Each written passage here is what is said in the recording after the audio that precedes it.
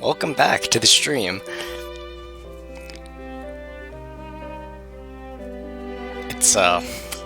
I've had a kind of a difficult last few days as far as setting this up goes, because I think just playing back, listening to my old videos, I think it's true that it's a little bit hard to hear. And I thought I had reached the limitations of like my mic and the game audio, but after a bit of poking around, I found some new settings that could sort of emphasize the volume even more. Unfortunately, I do think it does also sort of exacerbate the limitations of my $10 mic that I'm currently using, so I apologize about that. But at the very least, I'm pretty sure, maybe not pretty sure, but 51% sure that now maybe you can even hear it on the worst speakers. Audio is probably not going to be very good, especially mic audio, but game audio should be audible at least. If not, I can turn it up. Music volume does seem a little bit quiet, but voices should be a lot more audible now at the very least. But yeah, don't hesitate to leave feedback about that, because it's definitely what I'm trying to accomplish with these new settings. I'm still new to this whole business, and it definitely shows, so I apologize about the inexperience. But I guess really the only way to learn is to keep doing it and to learn from your mistakes. So that's what we're going to do, and that's what we're going to do in this section of the playthrough here, because we left off at a somewhat tense point. It's on the we're on the fringes of this new mystery here, as is sort of cued by this signature mystery music that appeared in Volume 1, and it appears again here, but with a sort of different arrangement. I do think the overall feel is a little bit unmistakable, though, so that's why I'm kind of getting the feeling that we're going to have to solve a mystery at the end of this chapter. I do kind of regret not finishing this chapter in one go, but just looking at the timestamps and the overall runtime of these videos, Chapter 1 took me about 3 hours. It's probably going to end up taking me more than 3 hours once this is all said and done. But to recap, we left off where Chidori sort of had this very, very awkward run-in with Erica and her friends in the chapel, because she touched upon a sensitive topic and then didn't really have the social awareness to realize that what she was talking about was a sensitive topic. And before we begin, I wanted to sort of talk about that a little bit. I wanted to talk about, maybe the reason. I feel like this might be obvious to sort of anyone who kind of takes one look at Chidori and sees her just incredible. I don't think she's being intentionally mean. I just think that she doesn't really pick up on social cues, and she lacks overall social awareness. I think the reason for that is pretty obvious. It's because she's worked in the entertainment industry for at least some amount of time. It's a significant amount of time, I should say. And, well, that kind of takes up most of your life, right? It's, whether you work in TV or you work in, a dance studio, it seems like she does, and she seems like she's also a very good singer, so maybe she does theater. But yeah, that takes up a lot of your time, and a lot of times it becomes what might just sort of, as a hobby, might just end up being your whole life. Especially because she's she's still a teenager, she's still really young, so there's a distinct possibility that that lifestyle wasn't even her choice. It was kind of, she was sort of forced into it at a young age. So, wow, I am dropping just hella frames right now. That's kind of a problem here. Let me close some windows. It's probably a good thing that we're not progressing through the VN right now, because text would be skipping all over the place, and oh man, this is gonna be a problem, I'm sure. Okay, for now I'm just going to adjust some of the settings. I do think I am reading a bit fast, so I'm just going to, and it's partly because I'm not really a fast reader, it's just like the, how do I say it?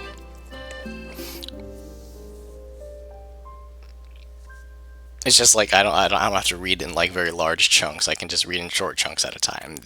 The dialogue it's not super wordy usually, and I can just sort of hit enter and read through the end of the line by the time I get there. But not everyone reads at the same speed, and it would do us all a favor to sort of ruminate on the dialogue a little bit more and accept it as it comes instead of just like leaping on ahead at every single opportunity. So, with that in mind, I'm going to lower the text speed and let it play out from here on out, instead of just skipping along and risking kind of losing anyone along the way. But back to what I was saying before this well, I just have to cross my fingers and hope my internet isn't going to give out on me, because it's not the greatest. But what I was saying about Chidori and her sort of just like intense awkwardness is a result of her growing up in the entertainment industry, probably, or just being accustomed to that lifestyle. And not only does it take up a lot of your time, but you're kind of put on a pedestal by like your peers by your age who especially who know about that kind of thing, because they see you and you're like, oh, it's so famous, and oh, they're better than all of us, and they don't have time for all of us. So it's kind of like it's a public perception kind of thing, in that other people sort of see you as untouchable if you're a celebrity, or if you're famous, or if you do that kind of work, especially at a young age, because, well, yeah, kids are judgmental, and, well, everyone is, but kids especially so. And so her sort of isolation might not be... Those are like the two major isolation is a major side effect of her working in the entertainment industry. For those two reasons, there's my theory, anyway, because we've only known her for about 2 hours, and as to whether any of that's right or not, she's obviously not going to tell us directly, because she's as unwilling to impart with personal information as she is. So, there's that. And I guess really the only way we can find out is to sort of play on with this and see where it takes us. So, with that, I think I'm going to turn up the music volume a little bit. Voice volume's at max. I think that's good for now. Okay. Let's get into this. So we left off with they're talking about some sort of disappearance, but it's not really specified who, but just from what they're saying, what they're talking about, I am going to go ahead and posit the guess that's going to be the bunnies that disappeared, because the Sasaki twins are very worried about it. I'm sure they could be worried if a person disappeared, but I think that something that high stakes wouldn't happen this early on in the VN. So yeah, we're kind of cheating there, and sort of just like playing the game, like not playing the game. We're sort of using the game's nature to guess as to what's going on here. Now, hang on, let me just post this in the chat, pin it, so that any potential viewers would understand why the volume would be blasting in your ears if you're coming from the previous playthroughs, which were very quiet. Okay, so let's proceed with this. Yaegaki-chan.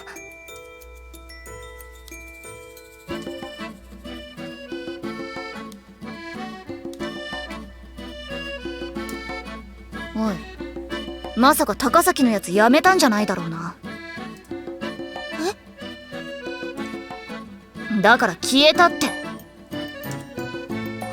八重垣ちゃん。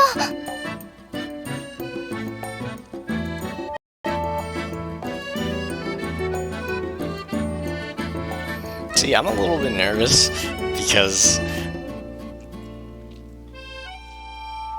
if the difficulty level of the mysteries are anything like they are in Volume 1, then I'm gonna have a really hard time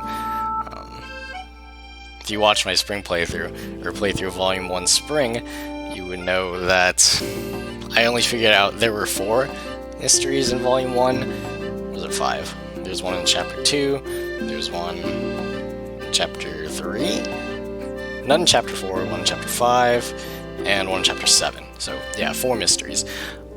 And I only figured out one of them on my own. Had to look up a walkthrough to figure out the rest of them, as I'm not too ashamed to admit. I don't know if a walkthrough is out yet for this game. At least in English, anyway. And I don't want to just keep throwing out wild guesses in the hopes that I won't get a bad ending. I've done that before, but it doesn't really lend itself to an interesting playthrough. What can you do? どこにいるか知らない？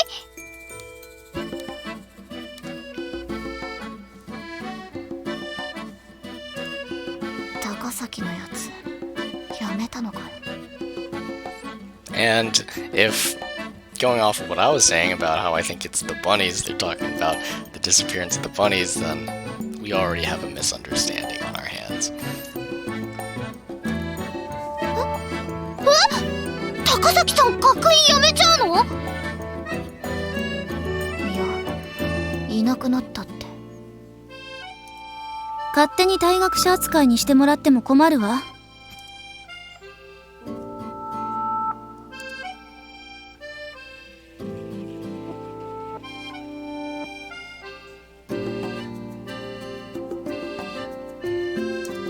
ようやく慣れてきた日常がまた変わるのが面倒なだけだ。 Sure, you can justify it to yourself however you want. 何があったの？ That's what I want to know. ね、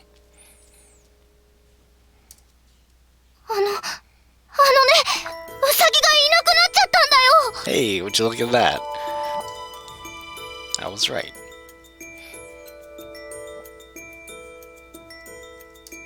いや、そうも言ってられないのか。ねえ、高崎さん、あなたちゃんと管理はしていたの？どういうこと？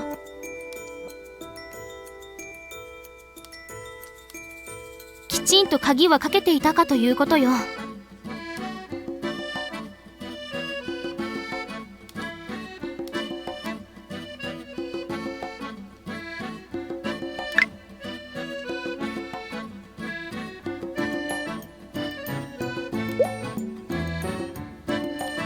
ま、責任の所在になるよな。朝夕の食事の際に世話をしているわ。今朝も世話をしてきちんと鍵をかけてきた。 Let's make one more adjustment here.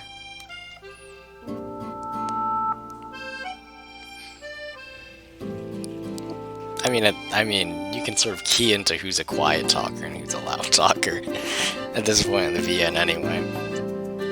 And I'm adjusting accordingly. Yaigaki's kind of somewhere in the middle because she alternates between, very boisterous and snarky comments and these sort of mutterings because she talks to herself a lot. It's just like that last audio clip right there. I couldn't hear, or I could, but I couldn't hear very well. So we'll just compensate for that for now. 本当なの？八重垣さん。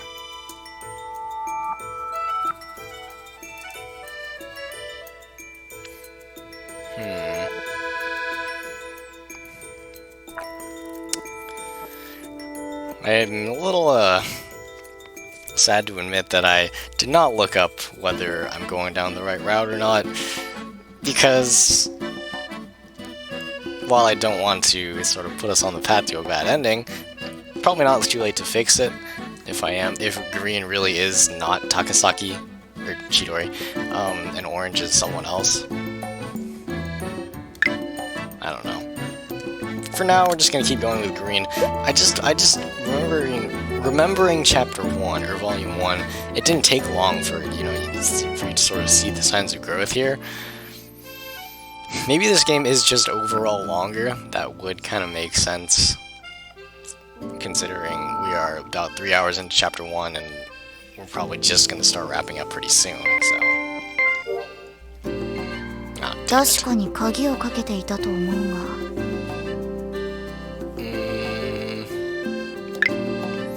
See, I don't know. I mean, just something about this doesn't sit well. Picking this doesn't really sit well with me. Just because it's like, it's accusatory, incendiary. Depends on what word you want to use. I mean the same thing in this situation. But, you know, it's a tense situation, and sort of saying something like this is really going to help, but... あまり意味のない質問だぞ。Still nothing. See, it's bothering me.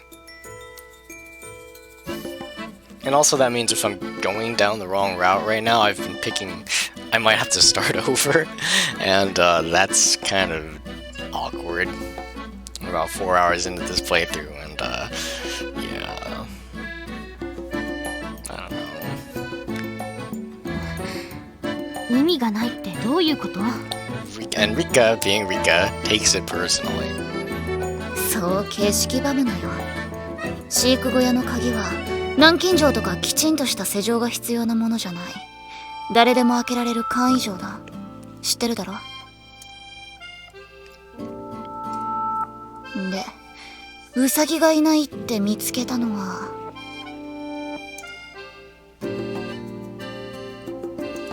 ウサギは基本隠れているんだし、いないって言うからには飼育小屋の中に入って調べたんだろ。そうです。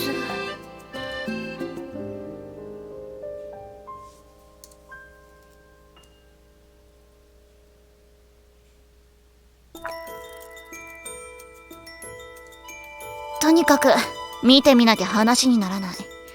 とりあえず現場に行ってみようぜ。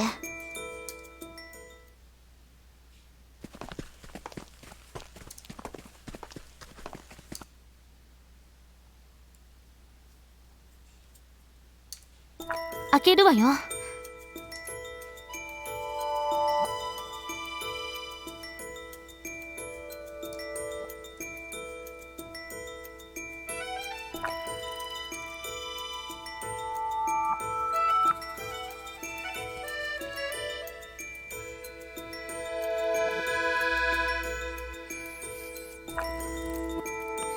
Obviously, in this background, the rabbits are still there, but I guess for the sake of this scene, we have to pretend that they're not.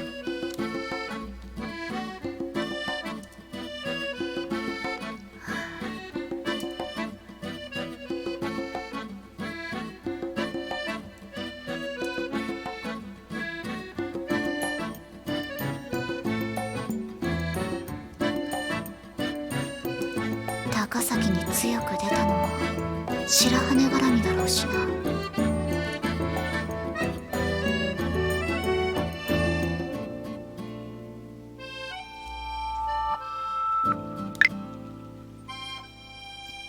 Something that I really want to know, and kind of something that's a little bit disappointing about how this begins not from Suo's perspective.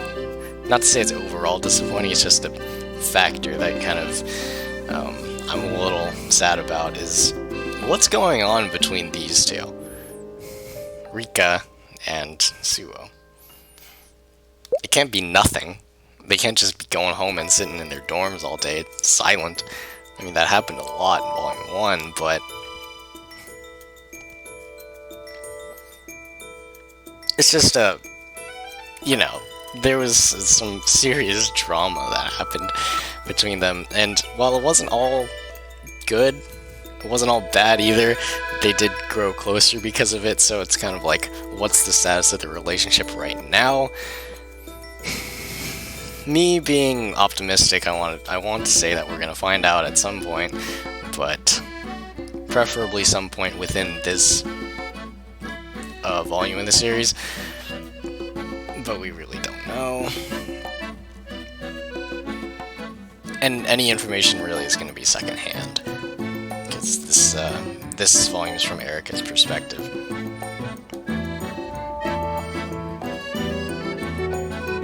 I think we could figure out that much.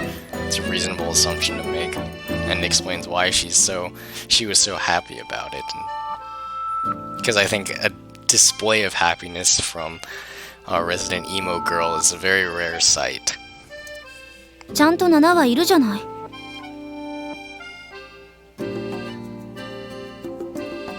親ウサギがいなくなったんじゃないんだってば。子ウサギだよ。4はいるはずが2羽しか見つからないのですよ。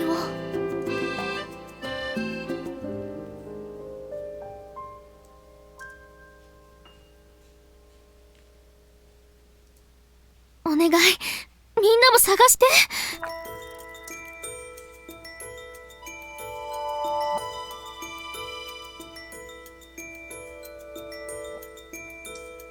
どうしてあんなに焦っているの？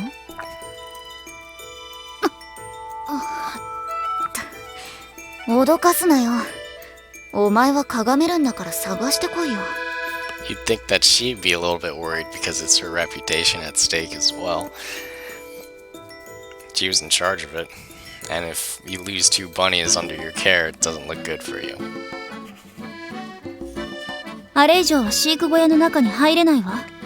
それより私の質問に答えて。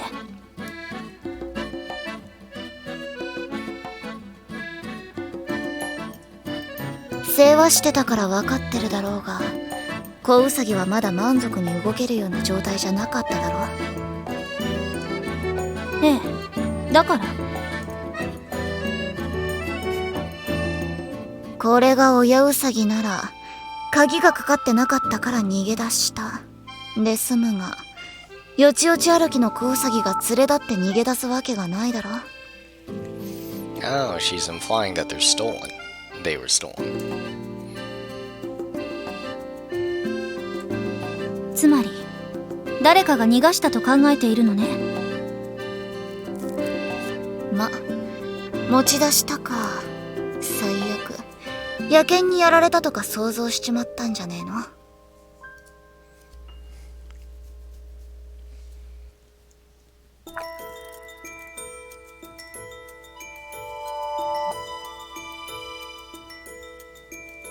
さすがにこれだけの数で探していないんじゃ。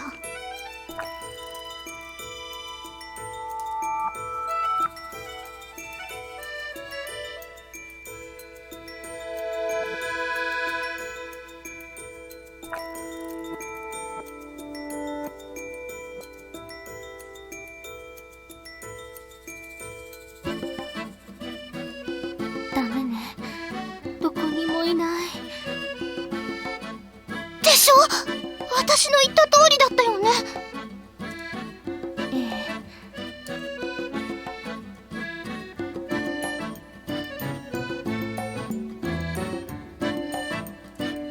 え。高崎さん、今朝世話をしてからこの飼育小屋へは来ていないわよね。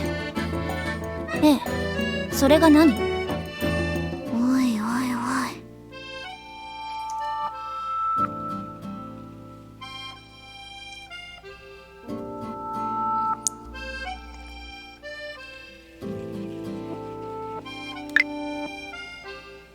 This is true, what Erica just said. But Rika is salty AF still. From the, was that yesterday's incident? Or no, I think some time has passed between the incident and the chapel. So it's been a while, but she still hasn't really forgiven her.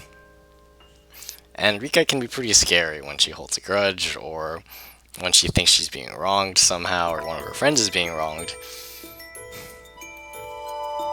So it's not impossible for her to sort of level this sort of. It's a pretty mean accusation, but it's not unreasonable for her considering her current state.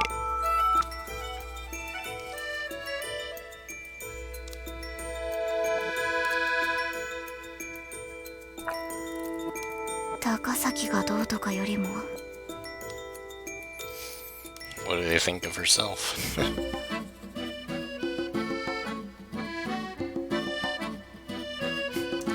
花火師があれだけ憤っていたのも今ならわかる気がするぜ。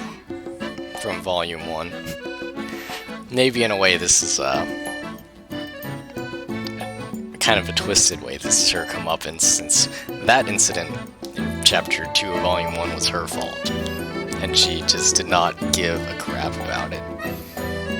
Or she was so flippant, but that's just her personality.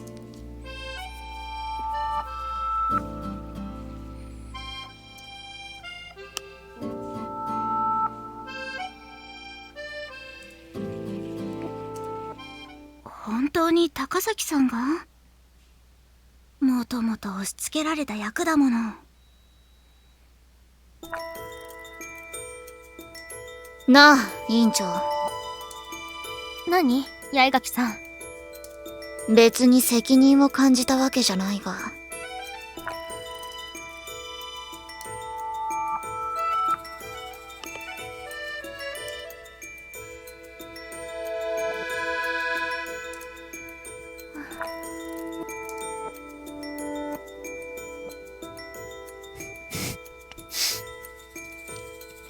She has a soft spot for Suo. She would never admit it out loud, but can't deny it. I don't think we as readers can deny it either. こんなつまらない真似をするやつだと思われたくない。この子ウサギが消えちまった件、私に預けてくれないか。八重垣さんが犯人を探すというの？ Assuming there is one. 今回は私が白羽役だ。And it looks like my fears are starting to be realized, because that means we, as the viewer, the reader, have to fill in the blanks for her. She's gonna figure out almost everything herself, but there are a couple of key points that,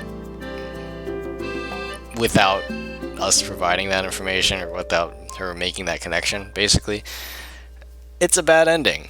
And I don't want a bad ending this early on. If it comes to it, I mean, I'll try, sure, but if it comes to it, then it's time to look up a walkthrough. We'll cross that bridge when we come to it, though.「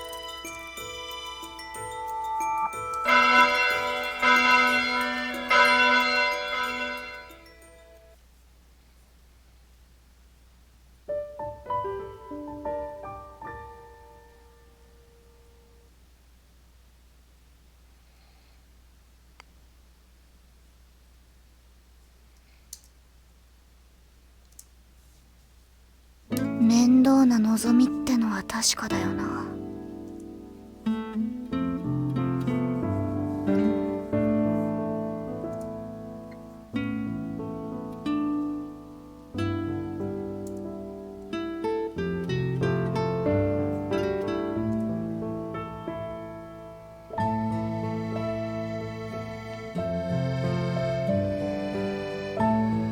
It's kind of true. I mean, there's a lot of factors about this incident that might be out of her control, like where they went. The more the time passes, the less likely that they'll be able to find them. And the fact that she doesn't know if they were taken, or they just kind of wandered off on their own, if they're still alive. 適当な落としどころを見つけないといけないか。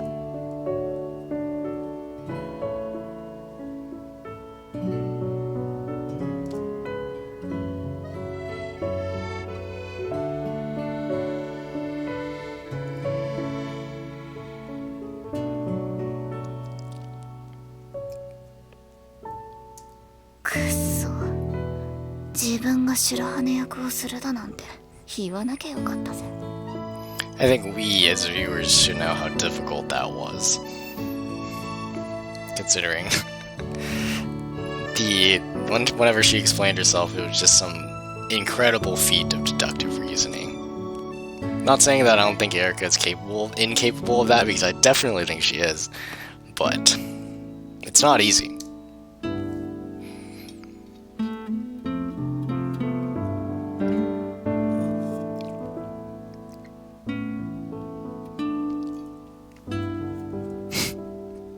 You do have a soft spot for her. No two ways about it.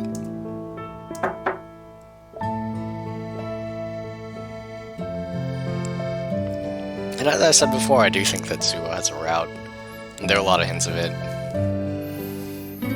up until now, and there are some scenes in the opening that sort of indicate that as well. But I can't focus on that now. That's for a later playthrough because we have to get through the main story first. The canonical one. どうぞ。ごきげんよう、八重垣さん。お食事は済んだかしら？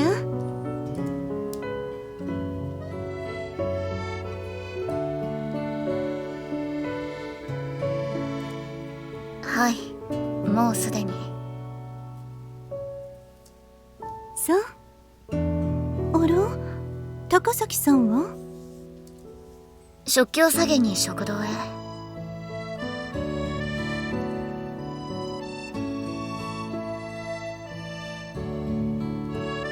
そうなの。せっかくだからご一緒にと思ったけれど。それではお風呂に行きましょうか。I wonder what she's referring to. I mean, that she was there for the sort of confrontation about my Yuri about a week ago now, but would she know about everything that's happened since then? No use in dwelling on that. It's probably not important.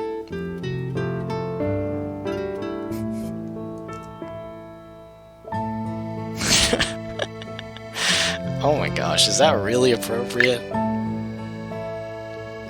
Oh, she's mentally fist pumping because Dahlia Sensei because she gets to bathe with Dahlia Sensei. Wow, amazing. どうしたの、八重垣さん？いえ。Just the opposite, really.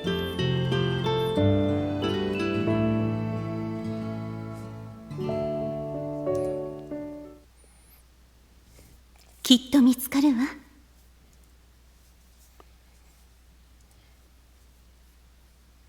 知っているんですか？ That confirms it.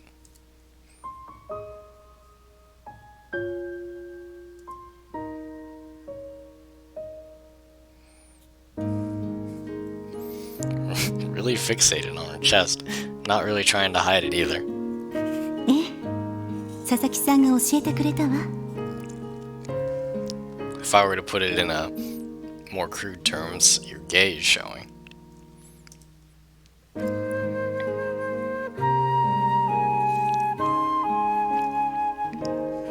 Oh my gosh, would you look at that? She says she's become strangely hyper-aware, and that is the exact term that I've been using. I would say great minds think alike, but I'm not dumb enough to sort of put myself on that level, so for now I will just take pride in the similarity. As small as it is, because I've used the word like multiple times. So I guess, yeah, I would notice when she sort of uses the exact same word to describe it. 羨ましいってだけだろうが。 It means that like maybe I'm right. It sort of confirms that like my observation is right in some sort of way, and that's a nice feeling.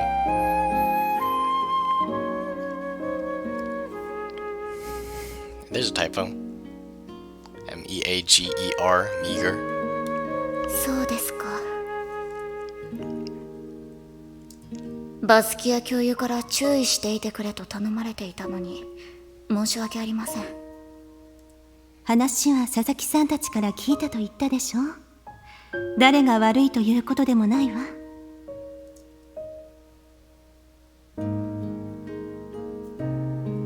そうですが。花火師さんに自分が見つけ出すと言ったのよね。はい。私はね、その言葉を聞いて感動したの。は？ I think I'm becoming fond of when she says that. So like her. She's not very well. I shouldn't say that she's not expressive because I think she is in her own snark, but it's usually like snarky, sarcastic. But when she says that, like the really sudden it's so it's really clear like how caught off guard she is in a way. I guess it's kind of cute. 花火師さんと高崎さんが堅牢な雰囲気になってそれを止めるために見つけてみせると言ったのですもの。アミティエ選考試験での結果は間違ってはいなかったのね。高崎さんのために身を挺してかばえるだなんて。それは。はい。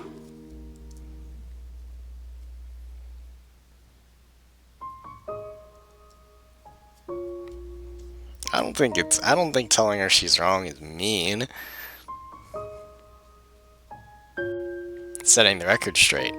What's more likely is that she doesn't have it in her to deny it. It's probably somewhere deep down. That's the reasoning. 真ん中の姉に似てるんだよな。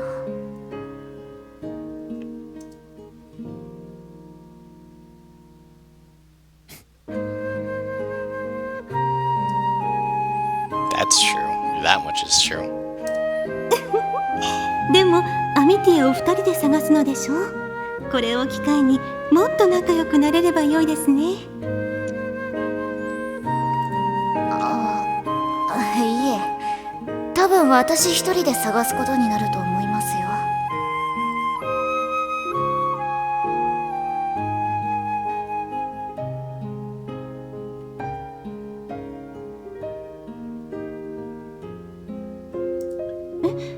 それは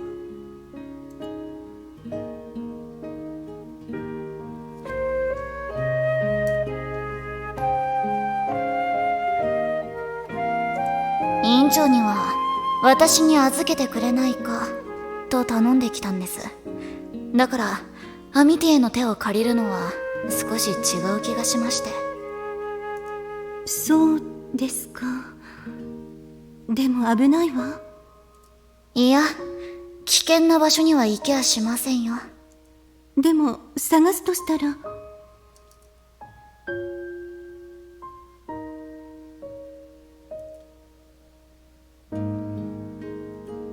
それじゃバスキア教諭がついてきてくださいよ。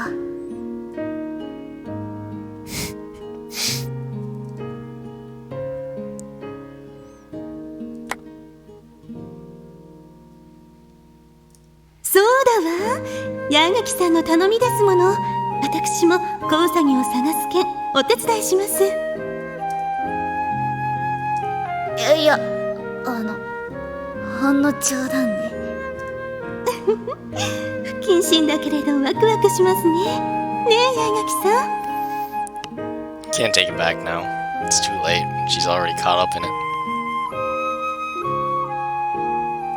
お願いします。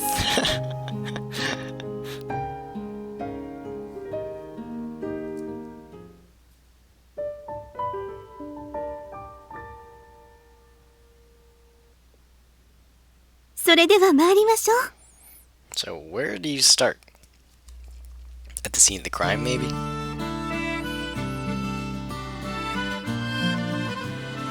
昨日ついてくるって話、冗談じゃなかったんだな。This contrast between what Erica sounds like when she's talking properly and when she's talking to herself is kind of bothering me, because like this is a good volume for when she's talking normally, but when she's talking to herself like that, it's kind of quiet. But I don't want to just like keep adjusting the volume up and down. I don't want to make her like significantly louder than everyone else.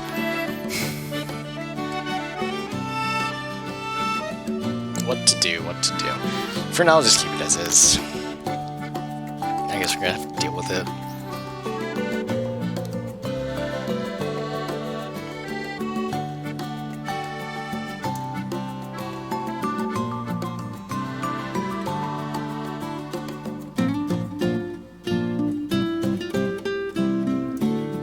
So それでどこを調べるの八重垣さん。そうですね。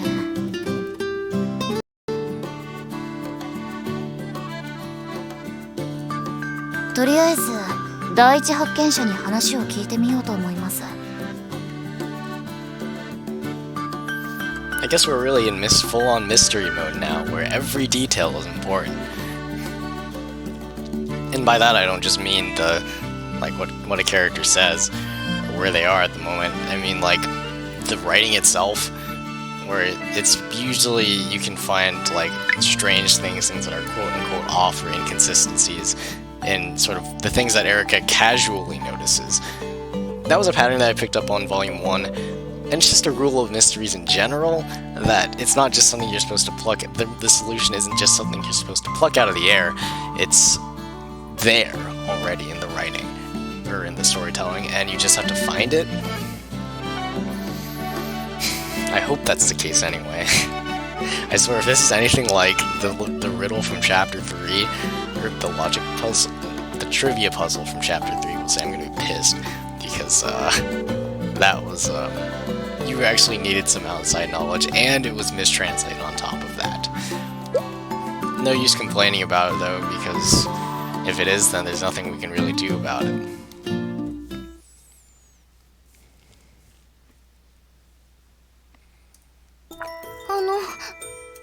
それで大崎さんがいなくなった時のことを話せばいいんだよね。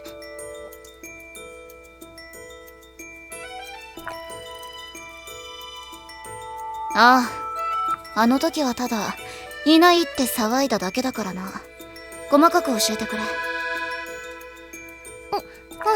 わかったよ。一つ質問していい？ダメだ。私もなんでこうなっているか説明しにくい。お互いさっさと済ませようぜ。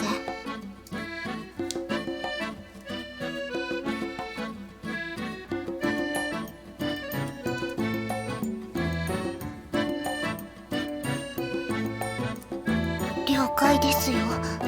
私としても早く見つけてほしいですからね。では、いないと分かった時のことを話します。昨日の朝、いちご姉はうさぎのお世話に行くことができたのですが、私はできませんでしたので、お昼はいちご姉よりも早く食事をし終え、お世話をしに向かったのです。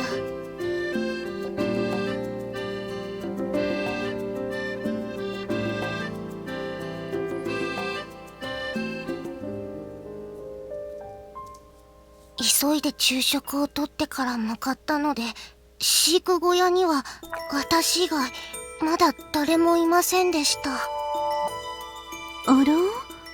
その言い方だと他の生徒もよく来ているように聞こえるわ。その捉え方で合っていますよ。佐々木姉妹だけじゃなく、クラスメイトたちが様子を見にちょくちょく来ていましたからね。そうなの？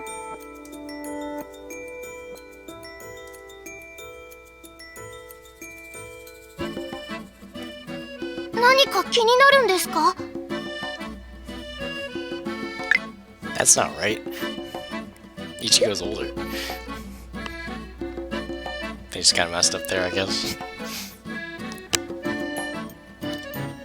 以前飼育小屋のあたりを巡回していても、クラスの皆さんはあまり見かけたことがなかったので。それは今まで2年生が担当だったからですよ。はい？うさぎさんがいることは知っていたんですけど、2年生の人たちが世話をしていると聞いて、言い方は悪いですけど、萎縮していたんです。知っている部の先輩ならいいですけど、違う場合は怒られるかもって、それで。罰則で八重垣ちゃんたちが担当になったので、敷居が低くなったと言いますか。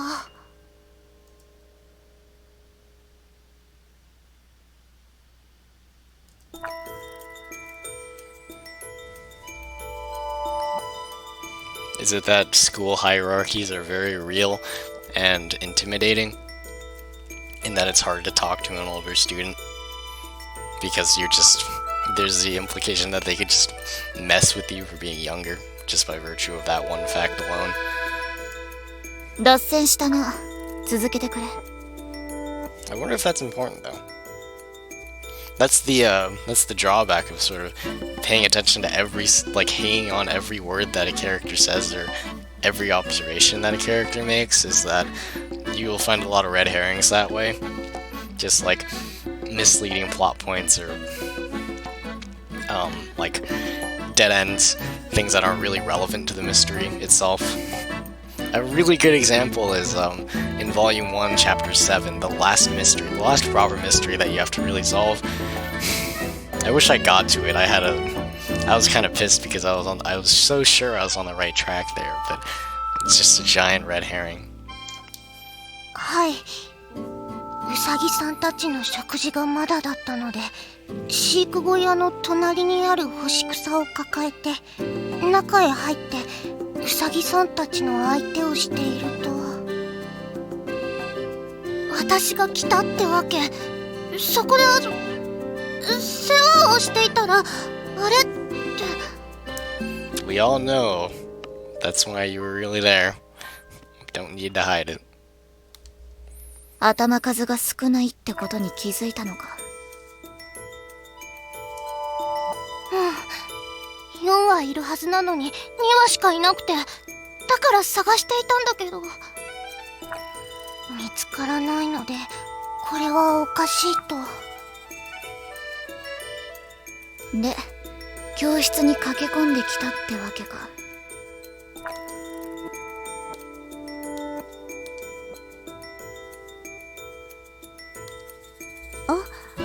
いえ、ただ生まれた子ウサギが4羽だったんだなって。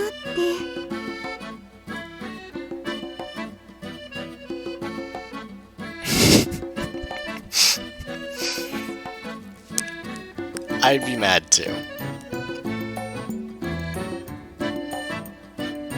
まあ、これは世話してるからこそ把握してるってやつか。That's a good point.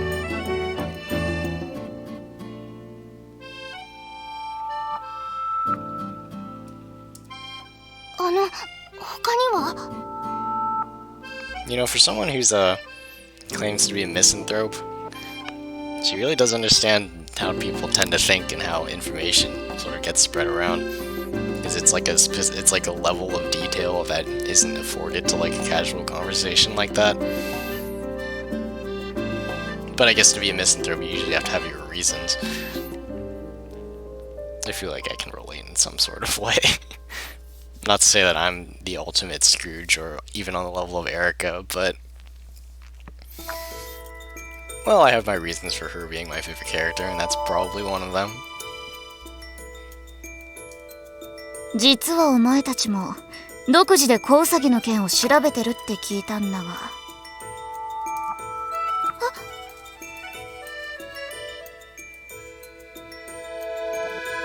独自情報を持っていたら提供してもらいたいんだ。頼む。I didn't know that. She didn't mention it either up until now. でも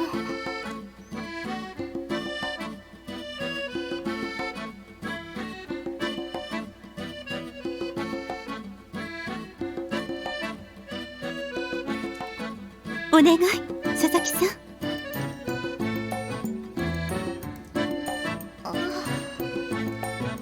おかしいな。Man, she's getting put on the spot.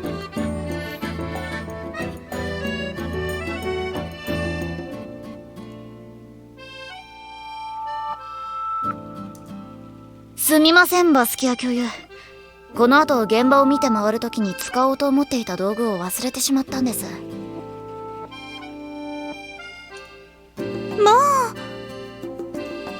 私のカバンの中に入っているのですが、取ってきてもらえますか？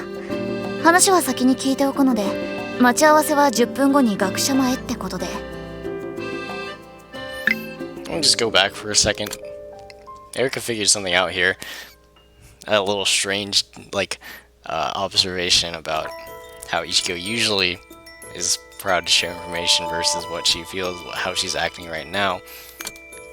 Maybe it's sensitive to the fact that she can't say it in front of a teacher like Dahlia. I'm not on the same page here. I'm still kind of struggling to figure out what she figured out, basically. And if this scene ends without me finding out what, or us finding out what that information is, I'm gonna be mad. わかったわ。なんだか探偵の助手みたいですね。 She sort of falls for it, hook, line, and sinker.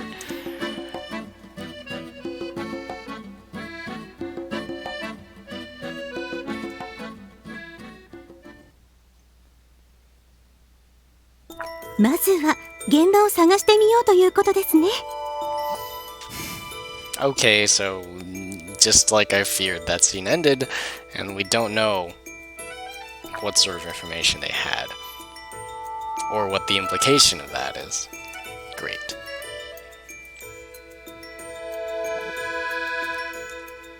ここまで来て網に穴が開いてるとかだったら笑うんだが。八重垣さん？いえ、野犬が襲ったって可能性もありますからね。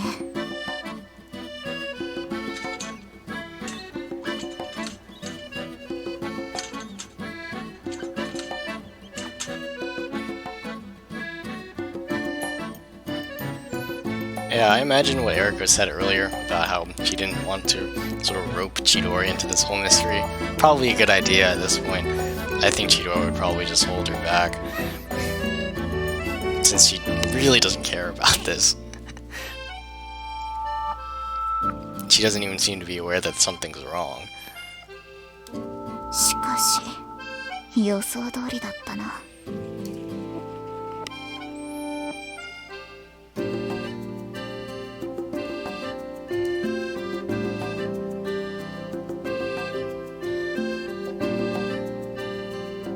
Which one is it? Is it the... See, I guessed this much, but... まさか、バスキア教諭に疑いがかかっているってのは予想外だったよな。There it is.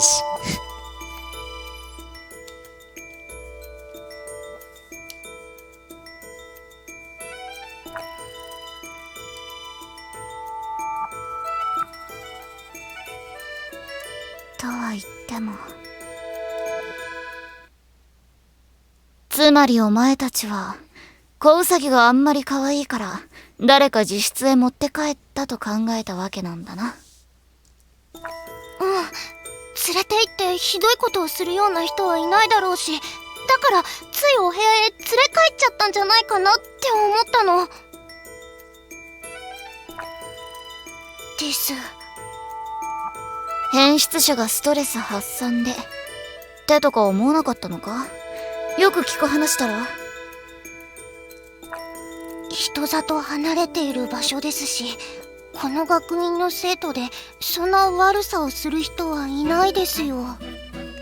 We don't know that for sure, especially because we only really know a handful of characters. I should say that we're only acquainted with a handful of characters. That's probably more accurate. But I guess for the sake of the tone of this novel, that would be pretty twisted and dark and sort of unfitting for the whole mood, so let's just go ahead with that assumption and say that it's right. だから私的に聞いて回ったんだ。部屋にウサギを隠してる人はいないかって。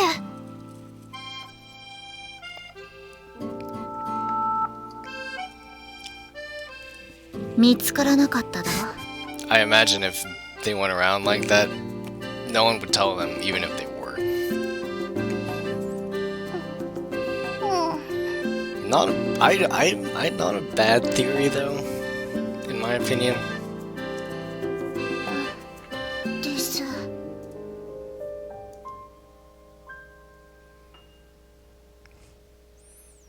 Hey, cool! Wow, I was right again. Amazing. That's not going to be a pattern that continues for very long though, because once we get to the real core of this mystery, I'm gonna be floating on around. でもね、リンゴが尋ね方を変えようって言ったんだ。絶対に部屋に入れてくれない生徒っているっ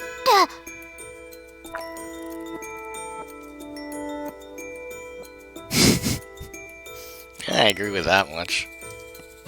それで話を聞いていくうちに生徒じゃなく I see where this is going.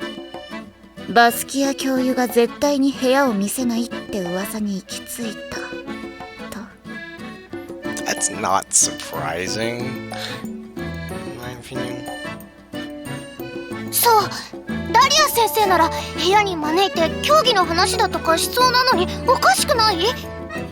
I don't know. I don't agree. I think Dolly is still very mysterious, and we don't know a lot about her. But even more than that, I don't think she wants people to know a lot about her. ま、確かにやりそうな感じはするわな。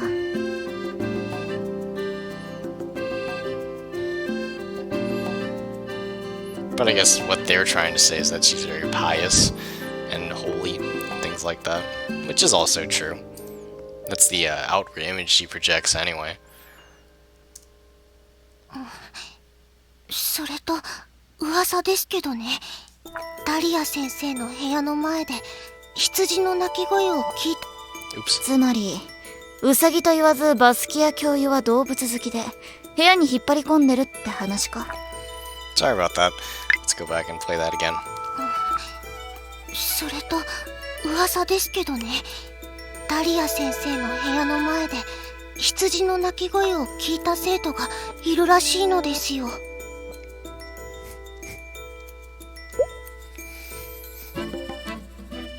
信じるか信じないかは八重垣ちゃん次第ですよ。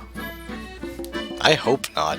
The first thing I thought of when I heard bleating, goats bleat, there's a sheep. Close enough. I think goats do.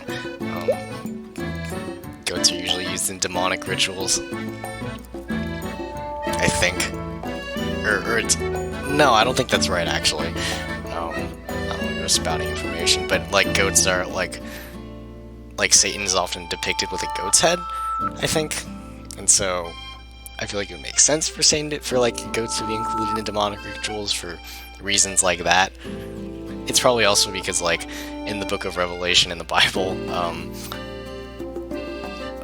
during the second coming of Christ, Jesus is said to put the sheep, or his disciples, on his right, and his goats on his left, which are, like, Satan's disciples. Again, I'm probably reading too much into that, but... That's the first thing I thought of, because, like, this is a Christian school, and, well, often the craziest stuff happens at Christian schools, right? 妙なセリフで締めるのは構わないけどな。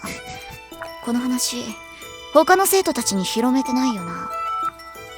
But yeah, I mean, I don't know how relevant all of this is to the mystery at hand, though. 嫌ですね。そうだよ。信用してよ、八重垣ちゃん。It's not that their intentions are bad, it's that they cannot keep a secret to save their lives. And I think Erica is definitely aware of this. But I guess Erica thinks they're wrong anyway. 破損した箇所はないようですね。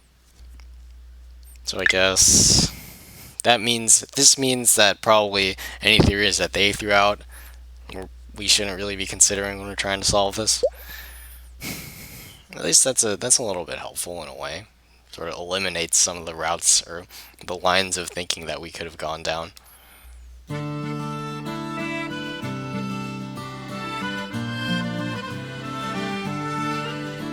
穴が開いてたり破損している箇所はなさそうだ。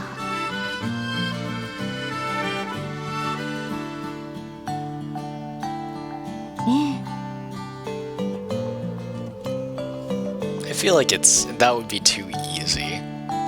Did I say that already? That finding damning evidence at the scene of the crime would be too easy. Because most of these puzzles are logic puzzles, or it's deductive reasoning.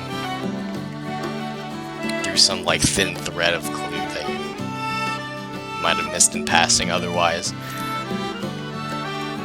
あなたが犯人ですかなんて高崎みたいな真似はできないしな Pulling something like that with this little tact, with such little tact, is called the Takasaki. I can get behind that.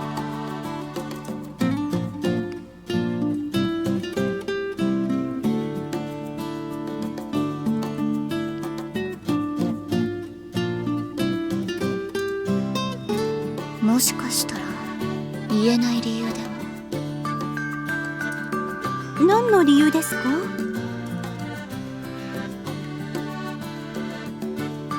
面倒だな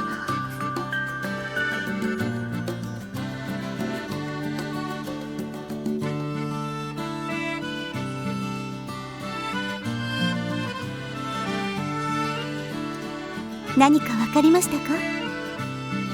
先ほどの佐々木姉妹の証言から私たちが世話をした朝7時半から昼食を終えた佐々木妹が訪れた12時半頃まで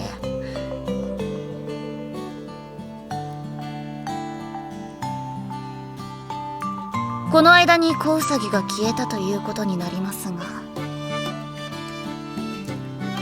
ほぼ午前中の間の時間すべてですか？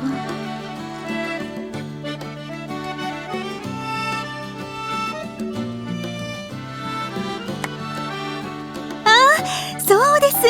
学者からこの飼育小屋に向かうなら中庭を通らなければいけませんよね。そうですが何か昨日は庭師の方が中庭の剪定をなさっていたのです。一日中作業していたそうですから。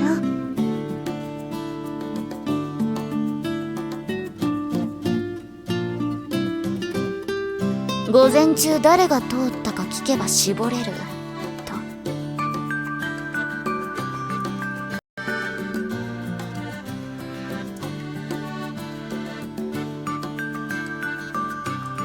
お手柄ですね。そう？お役に立てたかしら？ええ。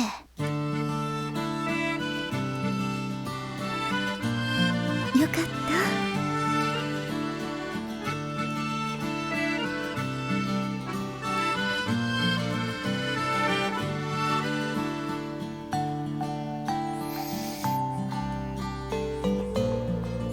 Up until now, we haven't seen any of this self-consciousness or this hyper-awareness, as both Erica and I have put it now, except for around other beautiful girls. So, I guess she's still internalizing it, or it's internalized homophobia, maybe, I'm not really sure. But, well, I guess if you're gay, I guess, you know, if you're like a gay girl at this school who wouldn't be attracted to Dahlia. It was said in Volume 1, like, she's like one of the most popular teachers, so there's that as well. 風呂場じゃないって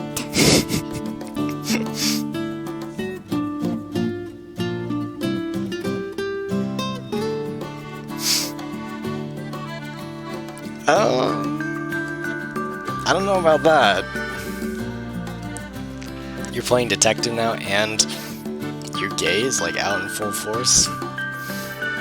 You're basically Suo at this point.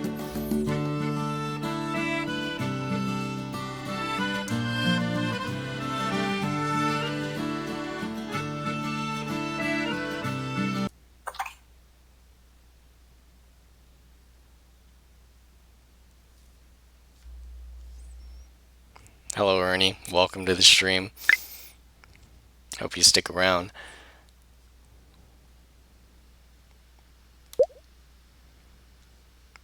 That's kind of weird here. Who's she referring to? Is she talking about? Is she thinking about Suo, or is she talking about Mayuri?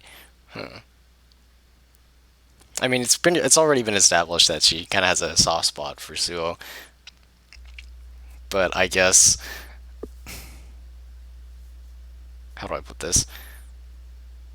She was initially like captivated by Chidori because she thought she was my Yuri, so that's kind of weird. Thanks, Ernie. You're a real one.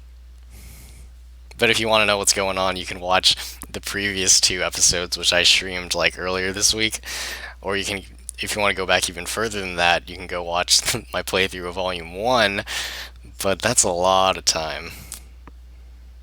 There's like a 5-second delay, I think. It's not that long, but it's not real time.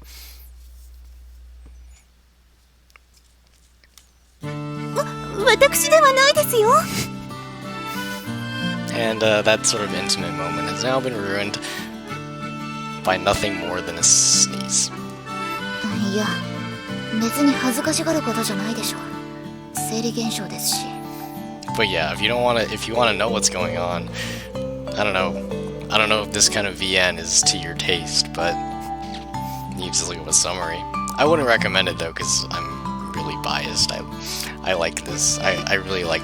I'm a huge fan of the series, but that's just me. It's not everyone. 本当に違います。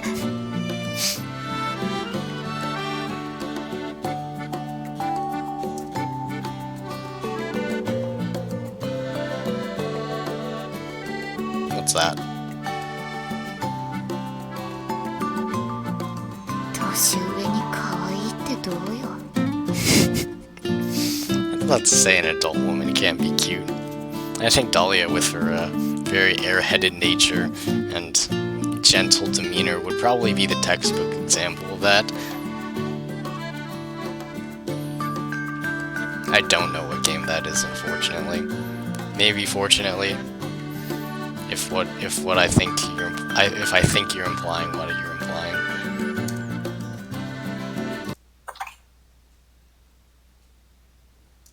Oh. See, music stopped. That's a good indicator. Like, hey, this is important. Pay attention.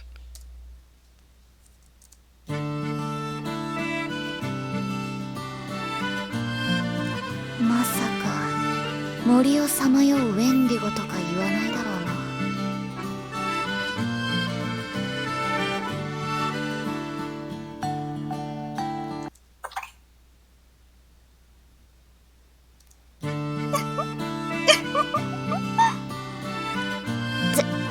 先生。ごめんなさい。ウサギもくしゃみをするのだなって。 You're harping on this point a little bit longer than maybe would be normal.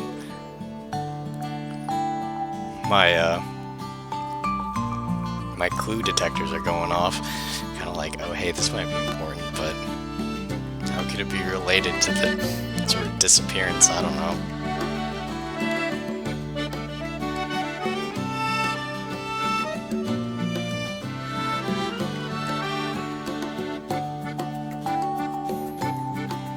Oh, Ernie, if you're in the stream right now and you're listening, how are the audio settings? I wanted to ask because I've been struggling with those for a while, and I found some settings that might be better. Like there's a balance between my audio and the game audio, and you can actually hear both of those things, but I'm not sure because I can't play it back myself.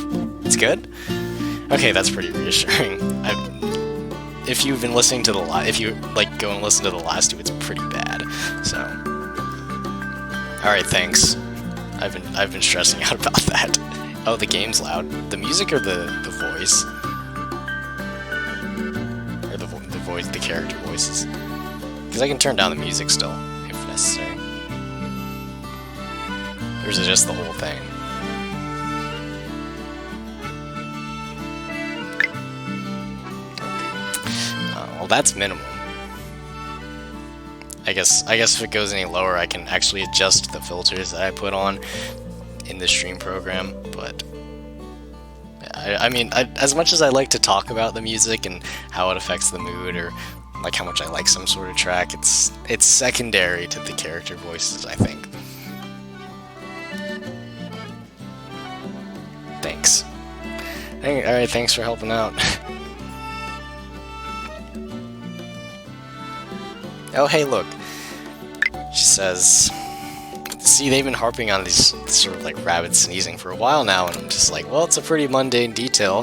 They wouldn't be talking about it for this long unless it was important. Unless it was a indicator, like, hey, here's a clue.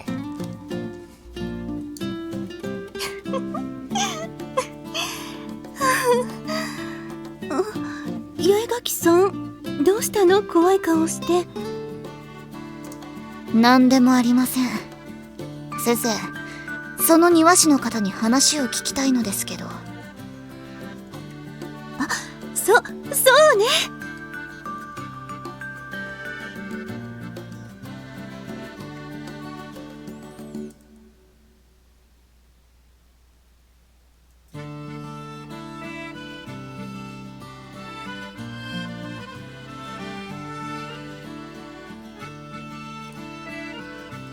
なんとか落としどころを見つけられそうではあるな。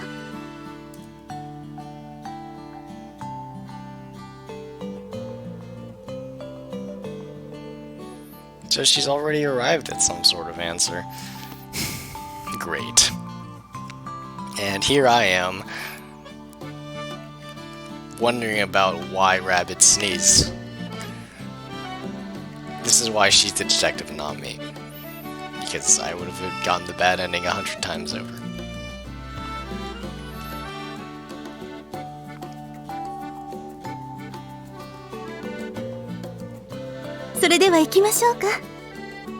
Lots of implicative things that she just says a moment ago. Not to say that I skipped over it, but I just kind of hit enter without really thinking about it. But like, so she kind of assumes that there is a culprit, like someone actually took them and they didn't just wander off. That's one sort of assumption we can draw from this. Unintended consequences, I don't know what that means. It makes sense for it makes sense for the quote-unquote culprit, if we're operating under the assumption that there is one, is someone we know. You know? I'm just throwing out guesses right now. I don't really know what's going on either.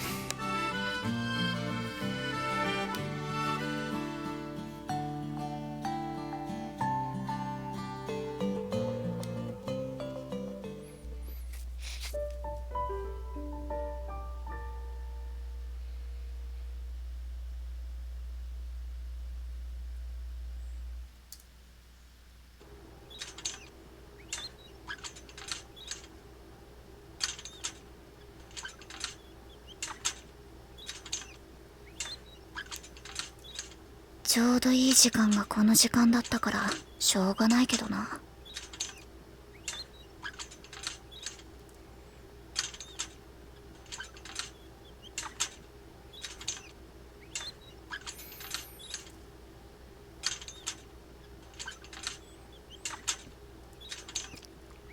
Tension in the air is pretty palpable, if you ask me. There's always some sort of background track that helps to distract you or even like add to the heavy atmosphere, but now it's nothing.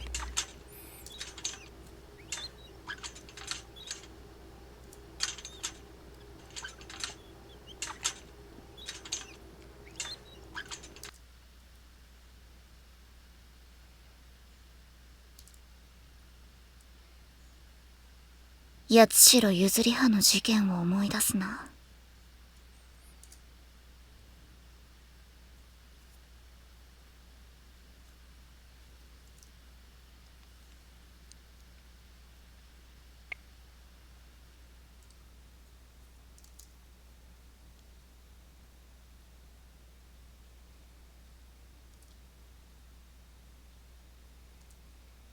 さて、本番に入る前に一つリハーサルといくかね。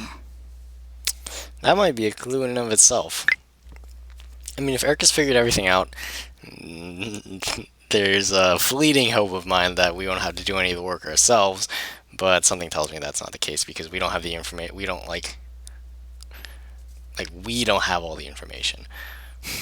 So to have her tell it to give it all to us is a little bit too easy. And that's not how this game works, unfortunately. It'd be a lot easier if my deductive reasoning was better, but it's not. But this might be a clue in of itself. The reason I say that is because, how do I put this? That's a mystery that we had to solve in Volume 1 in Chapter 7. And it's the last one you have to solve, really, before the rest of the game's events play out as they would. And one of the sort of misleading parts of that mystery is that the whole time, like from when it was introduced to when it was sort of solved, we were sort of supposed to think, or at the very least almost every character was operating under the assumption that it was like the incident was caused by someone and it wasn't just an accident. Maybe there's a similarity here. Erica has been saying that there's a culprit, but what if the culprit is just like, I don't know. Like it doesn't have to be a person. It could be like, I don't know, like a hole in the fence or some stupid thing like that. I just really don't want to get this wrong. In a way, it wouldn't be too bad because in order to like unlock all the features that you get at the end of the game, you have to get all of the endings, including the bad ones. So I mean, I guess for my game progress, that's not that bad, but just like, it wouldn't look good. But I don't think everyone gets it right on their first try. At least that's what I like to tell myself, to make myself feel better. Oh, great. Here we go.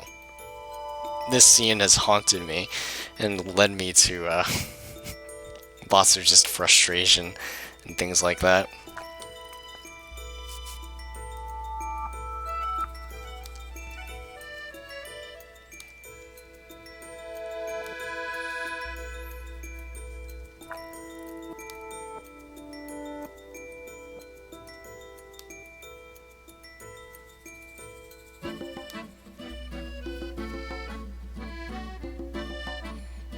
And maybe that was it. I'm starting to think that her reference to the mystery in Chapter 7 was a clue. Because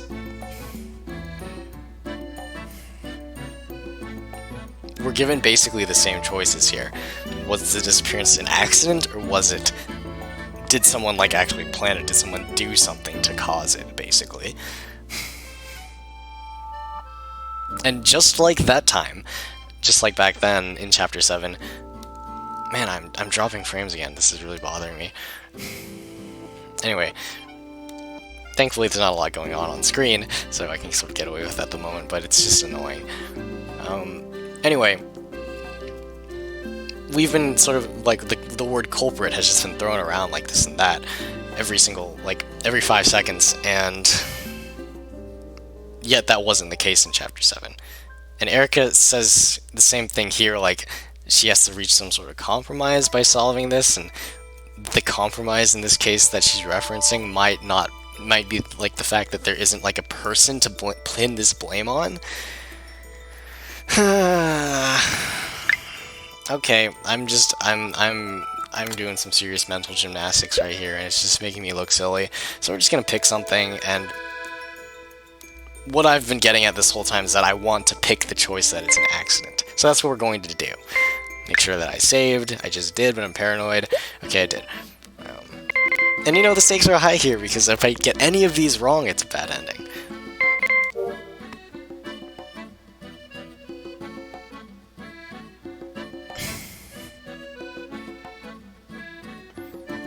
Maybe that, I mean, I think these responses, like when she's sort of she's down some sort of path of thinking that these responses are they don't change regardless of which choice you pick, but it's kind of reassuring.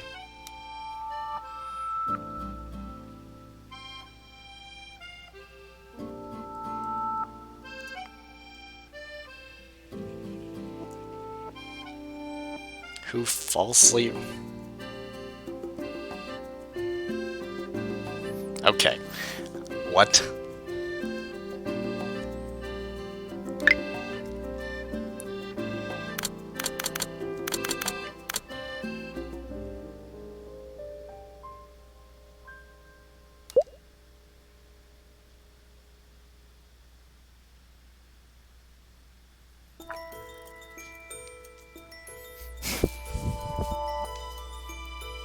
Sorry, I'm just like, I don't really know how to approach this, because I feel like, as is the case with many of these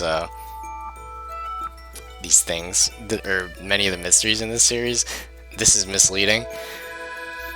Because the obvious answer is the first one, the Sasakis, because they were the ones that initially reported that the rabbits were missing, so... But I feel like you can formulate some sort of reasonable explanation for these two choices as well, and it might be something that I'm missing. So... Well, I can go back, but... Like, I won't know if it's right or not until we progress and we pick all the choices and we see the results of it, whether, like, we were right or we were wrong, basically. So it's not really productive to, like, pick something and then, you know, backtrack just because you have a hunch it's wrong. We have to sort of see the consequences first. I just want to go with the obvious answer because I can't, like, right now I can't really figure out why the other ones would sort of even show up.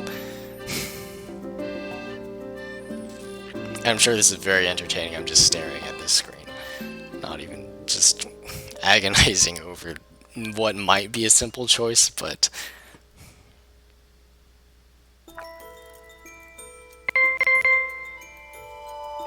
Falsely.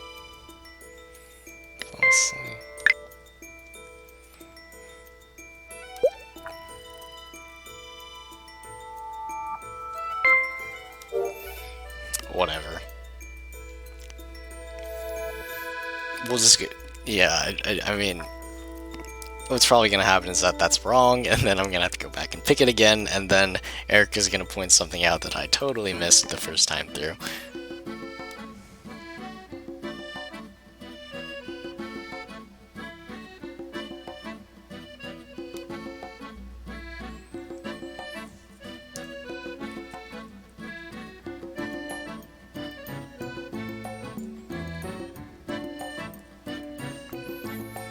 So as Erica says, this is the last sort of piece of the puzzle.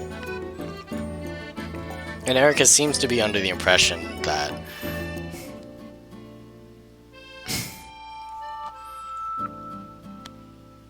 Man, I just totally forgot what I was going to say. She seems to be under the impression that there isn't, like... That, like, no one is going to be no one is going to be completely satisfied with her explanation. And I mean, maybe that's because Rika seems to be, like, very hell-bent on pinning the blame on her roommate, Chidori, which is, you know, she's still salty about last week's incident. But I mean, that's Rika. You can't really reason with her when she's like that. But as far as this choice goes, which of these is connected to the disappearance?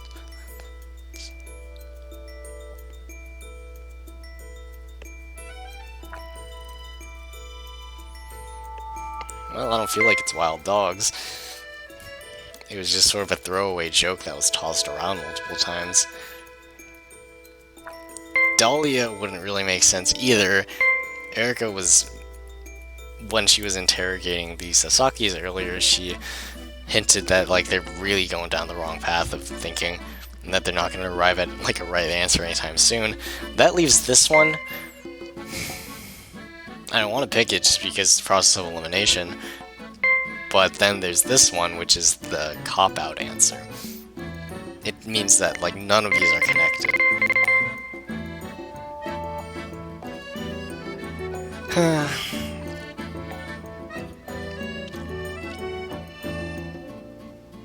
I swear, this is a harder choice than when I had to pick what college I had to apply to back in high school.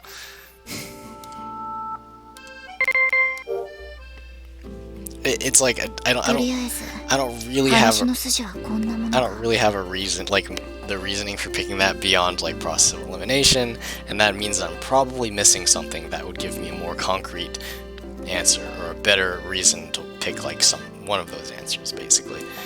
So let's see if we were right. Probably not. I don't have a very good feeling about this, but we'll see. And if this doesn't work, I might have to look up a walkthrough and get pissed when I see the reasoning and see that it is nothing close to what I was trying to figure out. I hope we didn't even get to see we didn't get to see the result of it.「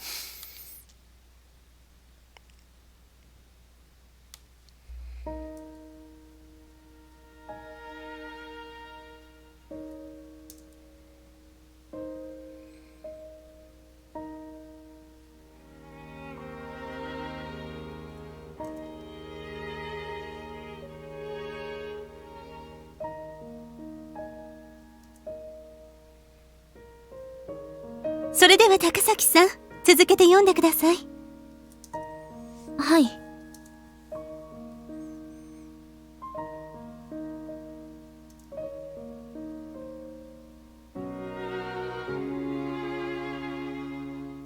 台風の前のか安い例えだぜ。 This is really tragic. はい、ありがとうございます。では次は手島さん、今高崎さんが話した文を訳してください。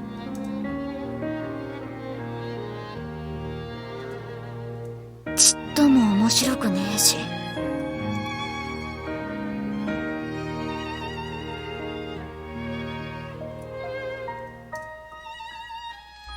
Fade to black. And game over. Wow, we got our first bad ending. And despite my best efforts, which is basically me being scared that we would get a bad ending and then picking the wrong choice despite that, we got a bad ending. Thankfully, this is a conventional visual novel in that it follows the rules of saving before you make an important choice and going back to it. I didn't solve the mystery is what happened. I picked the wrong choices, and that led to a bad ending. And so, as a result of that, or what I mean by that is that Erica couldn't convince her classmates of what really happened, and the tension between them was not resolved as a result. And everyone walked away bitter, and yeah, everyone died. The end. Now we're back to the beginning here. The beginning of this mystery. And this is the part where I question, like, even the choices that I was once sure about. I still think it was an accident, though. And that, like, it was due to natural causes, like a wild animal. See, this goes back to what they were when they were talking about, as silly as it sounds, they were talking about rabbits sneezing. And Erica she figured something out as a result of that.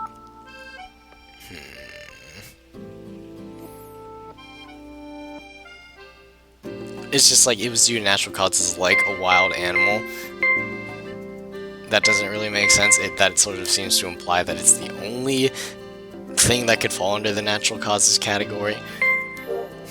I'll still pick this. Just because I still think that's right. And I don't have a very solid reason behind it, but I'm gonna pick it until I'm proved wrong.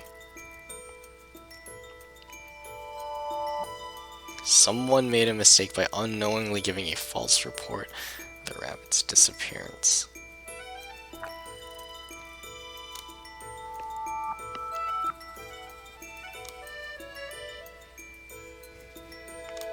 I mean, maybe it is Takasaki.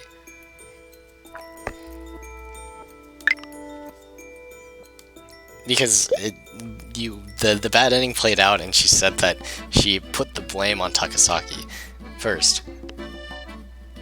and she wasn't able to distribute it equally, so maybe that's a hint.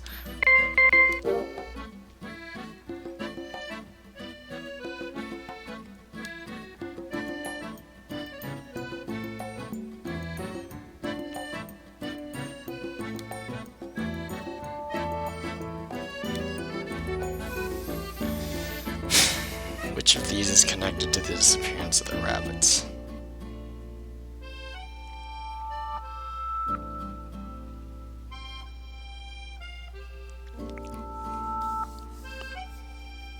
I guess going back to that scene in the rabbit pen before this.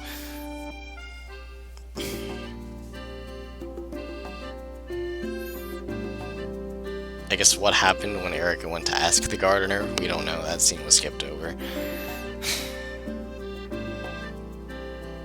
And what did he tell her? Because that's, like, who did he see pass through? There probably aren't a lot of people. The garden. Who would go through the garden? Dahlia, right? She has a flower bed there. That's a detail from, Volume 1, though. I don't know if we would be expected to know it now. And since I'm kind of lost right now as to which of these that I picked is wrong, could be all of them. I could be 0 for 3 right now. Mix it up a little bit. とりあえず話の筋はこんなものか。 Okay, if this doesn't work, I'm legit gonna look up a walkthrough because I don't want to just keep going, just keep getting the same unfavorable result over and over.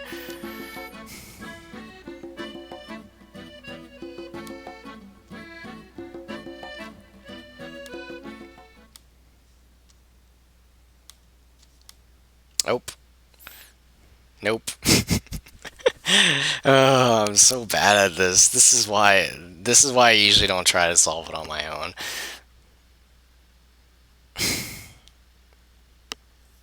That's true. I mean, it could just be a guessing game at this point. But what's the fun in that? Like, I don't get any sense of achievement by figuring out on my own. Tsuo is the main character from Volume 1 who,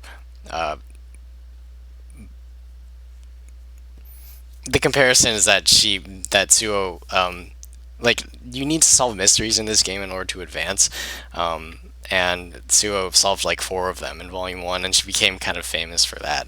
Like, her really big brain and her knack for deductive reasoning, not detective reasoning. So that's what Erica's saying here. That like in trying to solve this mystery, she was trying to become Tsuo.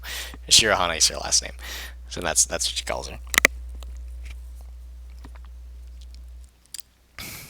But yeah, bad ending. We know. We've seen all this before.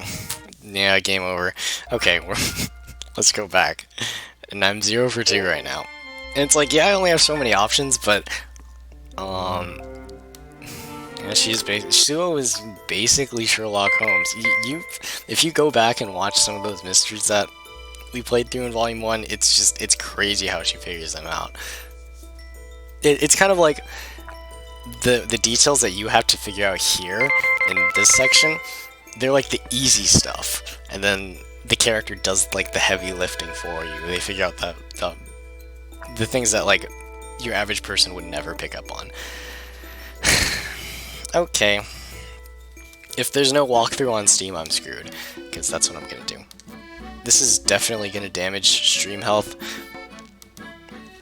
Romance doesn't start, like, it doesn't, like, happen right away, Ernie. It cultivate and sort of, how do I say it? Like, it has to, like, be developed and be paced nicely. It doesn't just come out of nowhere. To put it in perspective, in Volume 1, there weren't any, like, real romance scenes until Chapter 6. And that's kind of stretching it. You can make the argument that there aren't any real romance scenes until Chapter 8, the last one. And if that's any indicator, then that's what's going to happen here. And we are on Chapter 1, so it's going to be a while. Wow. Oh my god. I just saw it. I saw what the guide said.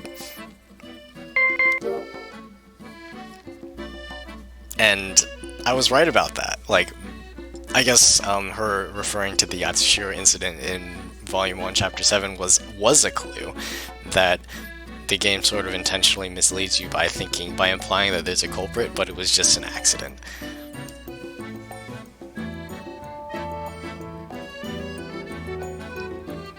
This part, I just picked it, so we're gonna go.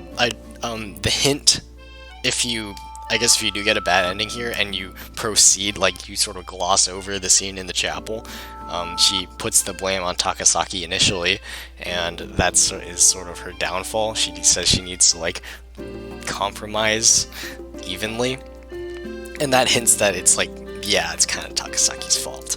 So that's why this is right, or that's not why it's right, but it's a clue as to why what was I saying? But it's a clue as to what's the right answer to this little section right here. So I'm 2 for 3 right now. I just would have needed to pick one more.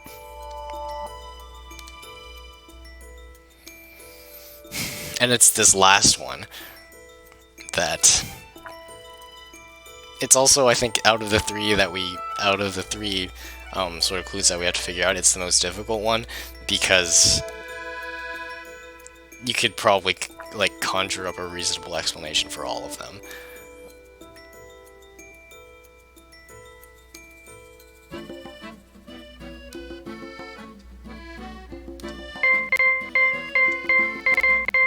And you saw that like just 10 minutes ago when I was going through it, because I made up a justification for the first two when I was trying to decide which one to pick, but it is the cop-out. It's none of them, apparently. And it's just like, it's so frustrating because it's like, why would you even put that in there? It's what's the word? It's a straw man? It's or is it a red herring? Some sort of logical fallacy, like that sort of thing. Can't find the right word for it, but it's a red herring in that it's supposed to like throw you off and sort of think that some sort of detail or some additional culprit is responsible when there really isn't any. So now we know the what. Now all that's left is to figure out why. And you see, the scene has changed and it's different now. We didn't gloss over this scene, so that means we're on the right track. That's a good sign. ありがとうございます、高崎さん。 I'm still salty because I almost figured it out. Not by virtue of my incredible power for deductive reasoning, because that doesn't exist, but because I had picked 2 of the 3 right, and it was just the last one that I couldn't figure out.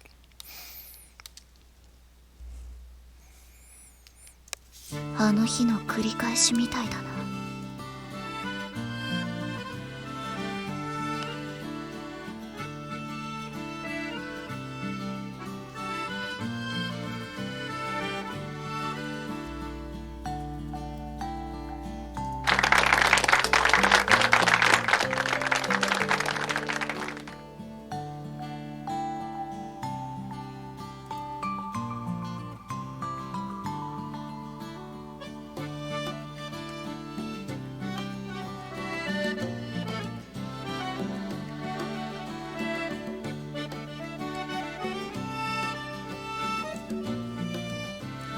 こいつがさっさと打ち明けていたら。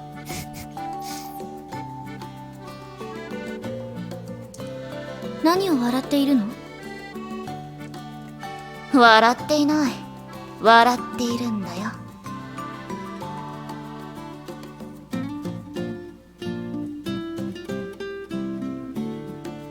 では、何か質問のある人はいませんか？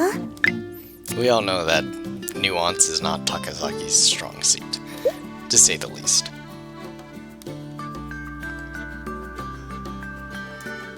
あら、嬉しいですね。それでは八重垣さん。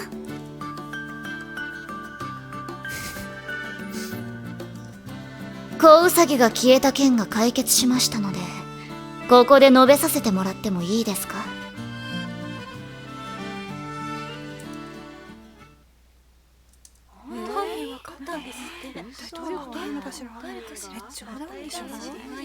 静まりなさい。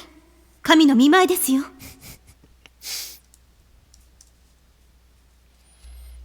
Always the paragon of virtue. That's Dahlia Sensei. 子ウサギが見つかったの？白羽。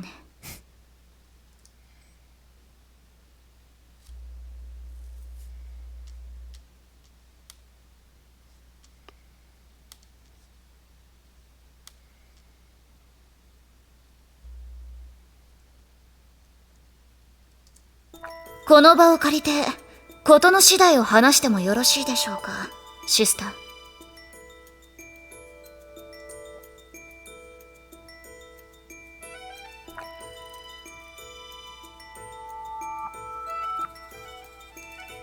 ー。わかりました。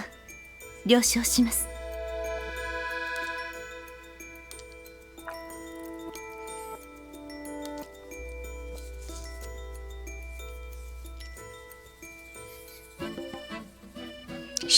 She's got the spotlight now. I'm as interested as anyone else to see how she did it. Because I'm still as much in the dark as your average person.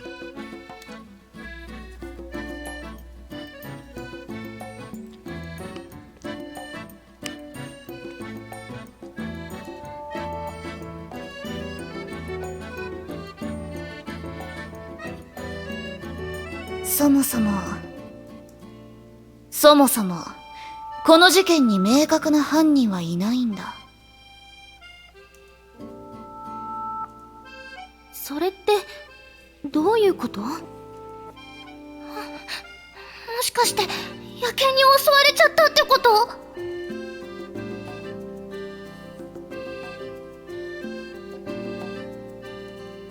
飼育小屋で真相を明かすと約束してから佐々木の言うように野犬の仕業かもと飼育小屋の周りを調べて回ったり、生徒らそしてこの学院に従事している者たちからいろいろと話を聞いて回ったよ。何か分かったのね。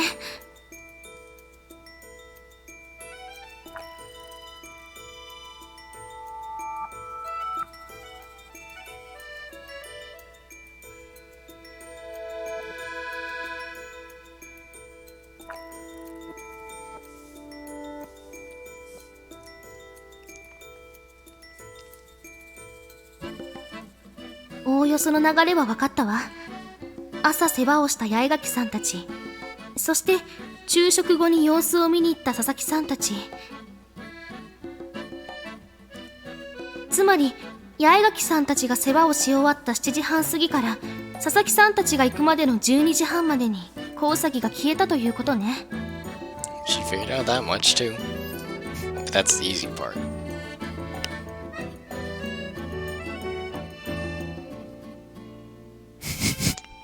Wouldn't be the first time. それってあの日午前中の間に飼育小屋に行った人が犯人だということ？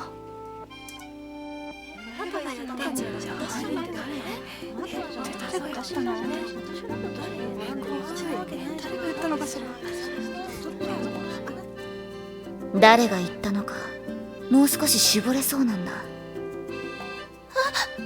どういうこと？調べて回った結果分かったんだけどさ、ウサギが消えた日、学舎前の庭園で剪定、庭師をしていた人がいたんだよ。そういえば確かに作業してたね。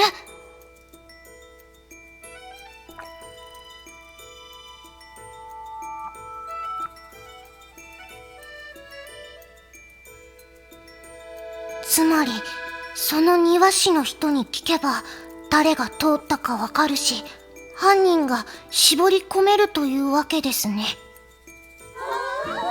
ごいじゃない。これで一気に解決ね。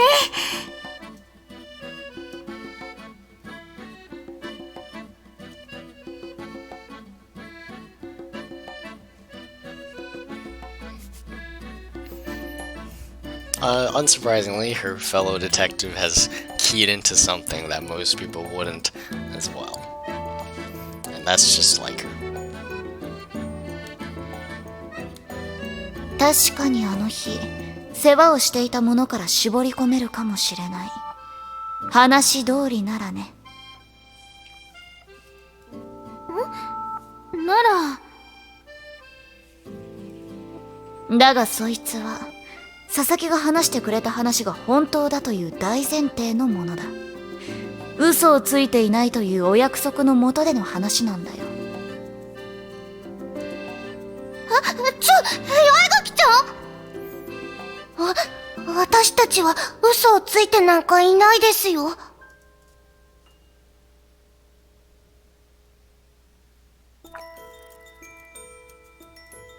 単純ですか？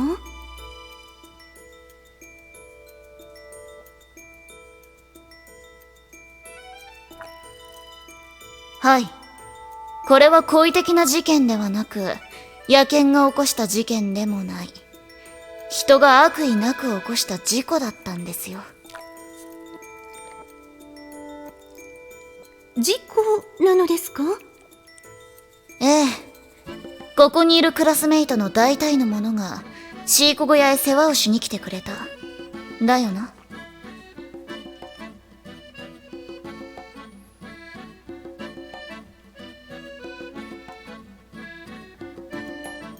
重度の人見知りの白羽がよく耐えたもんだ。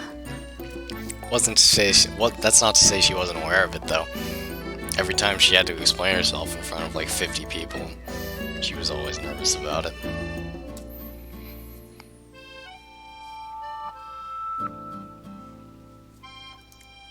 八重垣さん。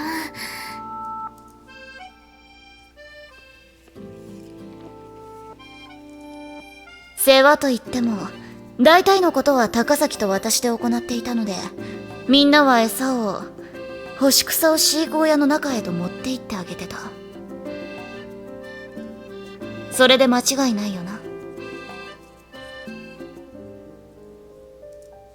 で、干し草を持って行ったみんなは、全員が全員、私が知っているだけでも、こうごっそりと持ち運んでいった。I think I know what she means.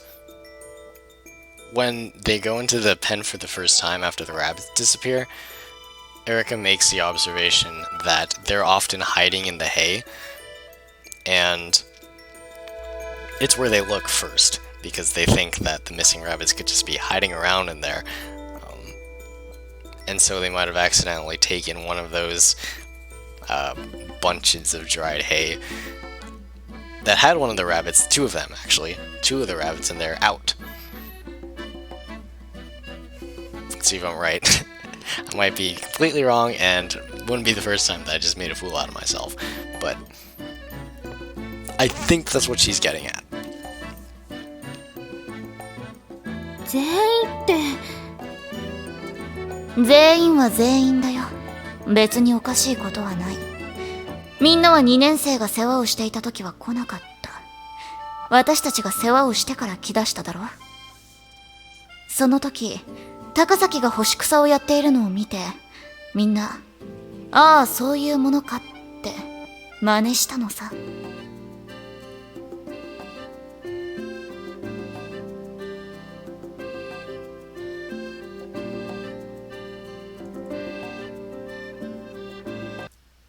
そして干し草をやる際に、子ウサギが紛れた。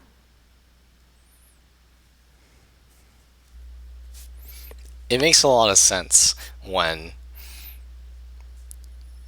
she says it so plainly, but when you're faced with either that or multiple choices back when you actually have to pick, it's not as obvious. You know, there's like other possible reasons that like the rabbits could disappear, who could have done it. Also, it was never like directly said that, you know, Chidori, it was Chidori's fault because she messed up in giving them the hay or something along those lines. It could have been for a number of reasons.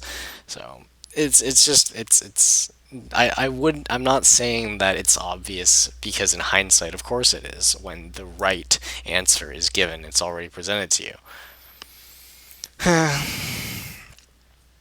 It's just, yeah, it's just also the regret of not figuring it out on your own. It sucks.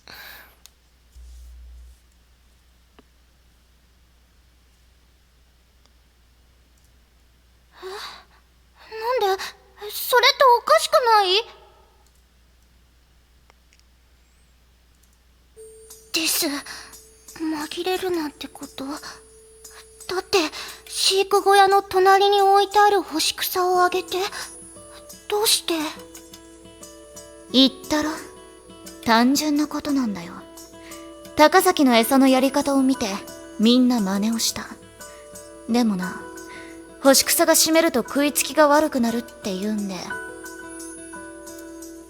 食べ残った干し草はまた飼育小屋の隣へと日干しさせてたんだよ。つまり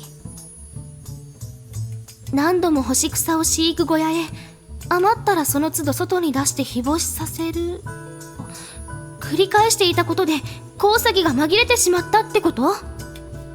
That's a little bit of trivia that I guess would have been very helpful in picking the right answer, but it's very obscure. Like, I guess it sort of is common sense to think that hay gets damp when it's wet and it's harder to chew. I guess. Not that any of us have experience eating hay. At least I'd like to think so. But to know that and to connect it in the way that Erica does here, that's not easy. Like, and that's why I say the characters do the heavy lifting in these mysteries. Like, they figure out the stuff like this, the stuff that requires like outside knowledge and trivia and things like that, and you just have to give them the like a couple of details, the last piece of the puzzle they need to fit it together. Because like, what the heck, you know? Do the creators of this game expect people to know this? I don't think so. ああ、あいつら大きくなったって言ってもまだ手のひらサイズだろ。湿った干し草を乾かすんだから、ごそっと奥からかき出して、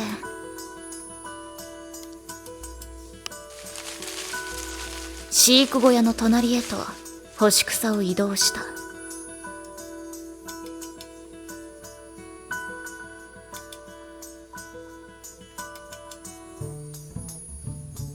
もともと飼育小屋から干し草を持ち出し乾かしたのは高崎だから。That's what she means when she says it technically is her fault. 人が起こした事故。でも干し草を入れて出してを繰り返して起きた事故なら誰が起こしたかわかると思うわ。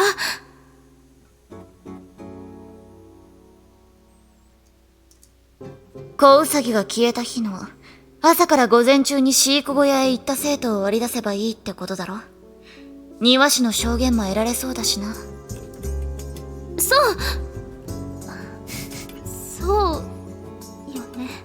I think she's realized something as to who visited in the morning.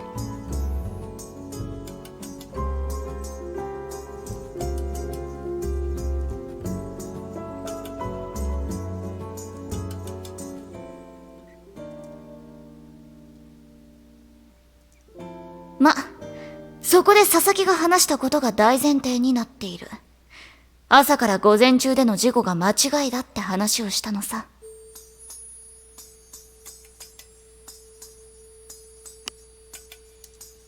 だって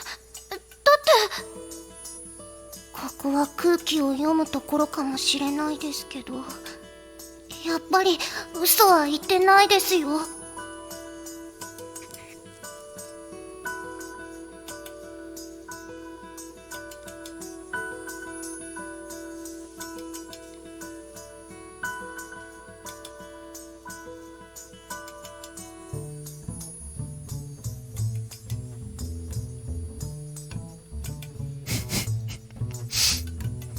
And if that's not the most Chidori thing I've ever heard, I don't know what is. 嘘をついていたのはこいつ高崎千鳥だからな。それって、もしかして。 Not really sure. I'm still not really sure, like, what she means, though. Like, what part of her account wasn't true? It's a detail that I probably just glossed over, and I could have scrolled all the way back up, but I wasn't gonna do that. It's my own fault. I freely admit that. さっきの話なら世話をするのが面倒でわざと干し草に紛れさせてということに。 That's pretty, そんなひどい。 couldn't have said it better myself.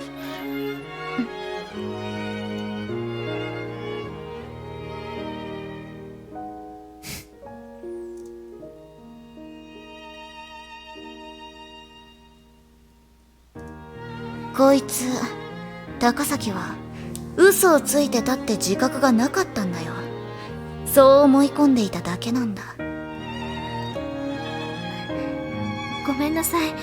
私たちに分かるように言ってくださる？ I want to hear that, too. 嘘をついていたってのは大前提となった時間、朝7時半から正午12時半の間っていう消えてしまった時間だ。実際はウサギが消えたのは朝から正午ではなく、ずっと前に消えてしまっていたのさ。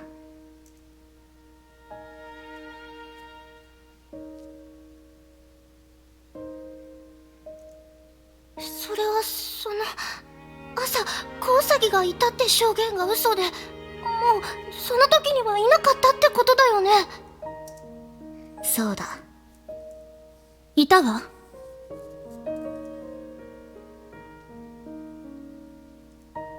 違うね。いたように見えたが正解だろ。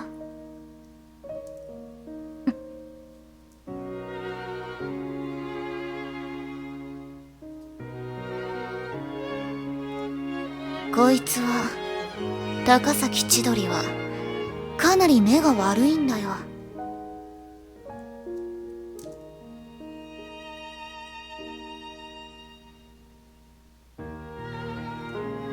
みんなもこいつずいぶん目つきが悪いやつだなって思ったことなかったか？なんていうか睨むのが基本みたいなやつだって。それはBut they assumed that it was just her being a jerk. Which is a very fair assumption to make given her personality. But, well, this is new information. It's something that wasn't even hinted at beforehand. It seems like it was just a very... Eric only picked it up with very subtle indicators. And that means that no one else would ever figure that out except for maybe Suo, because she has an eye for that as well.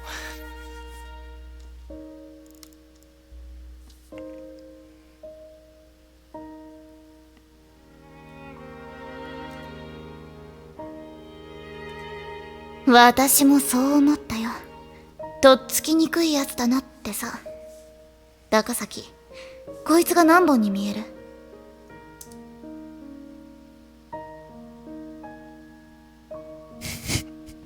？But she was never glaring, she was just squinting. 4本。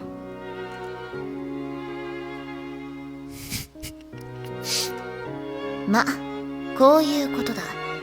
乱視だか遠視だか知らないけどな。こいつの言う板が信用できないのは分かっただろ。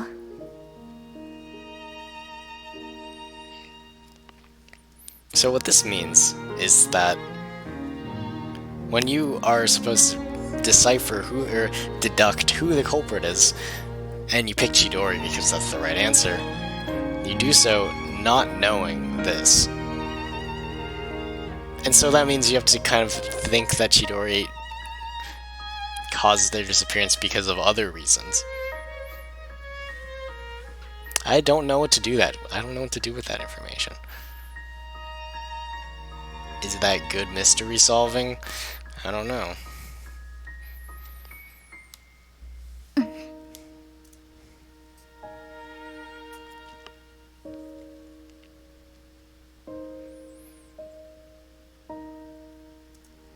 目を細めていた？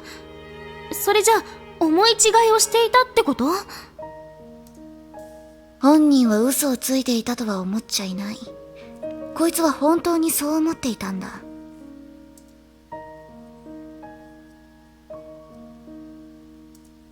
朝、確かにいたという発言が覆るのだとしたら、もう誰が直接の犯人だとかは調べられないってことさ。それはその方がいいだろ。わかるよな、委員長。I think what she means is that it's not about who's responsible. It's about figuring out what really happened. And whether it's possible to find them now at this point might be too late.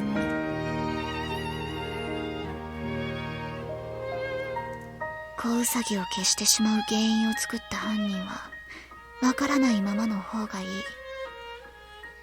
Because someone's gonna be targeted.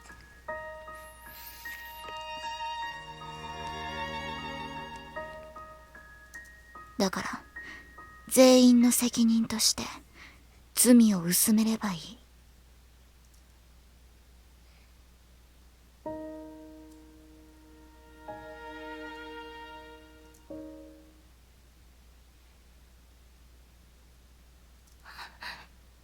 小ウサギ死んじゃったのかな。 Demonstrating their typical lack of tact. Who else could it be? いちごさん。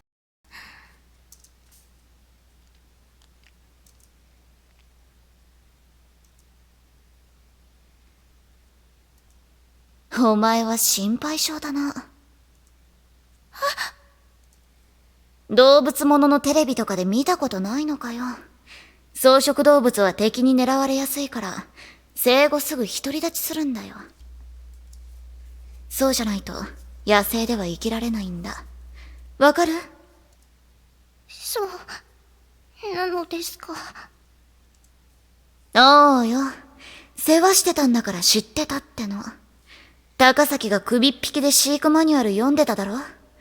本好きとしては私も熟読したからな。そうなんだ。それじゃああ、生後10日もすれば離乳もするし、それに飼育小屋の近くは草もいっぱい生えてるだろ。今は夏場だから食い物には困らねえよ。案外狭い小屋暮らしよりのびのびやってるかもしれないぜ。よかった。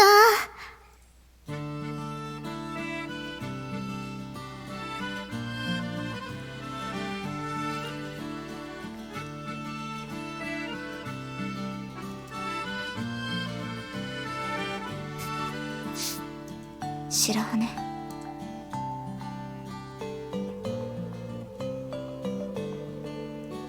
ありがとう。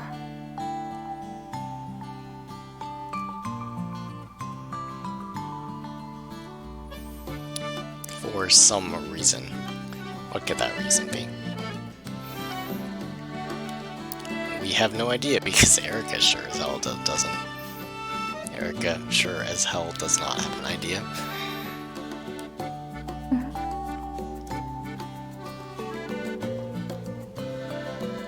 Damnってろ。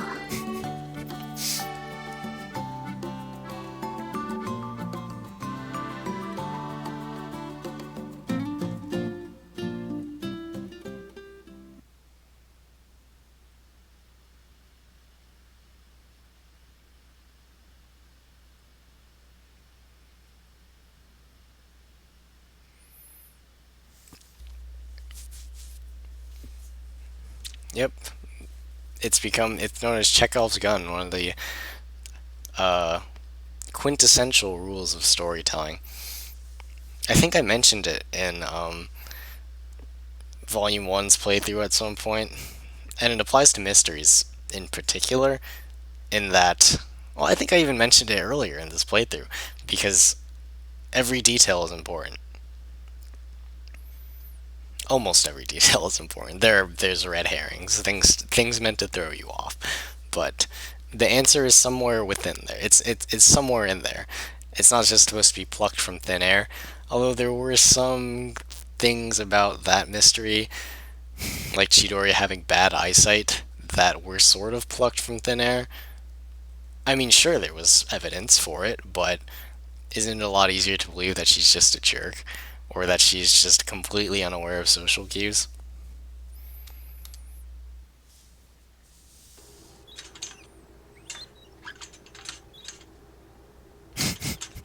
There's some self-awareness going on here, I swear. Especially with that third choice that you had to pick when you were solving the mystery. Like, which of these is responsible? And then it gave you three choices, and it gave you the none of these. And it was the none of, it was the none of these.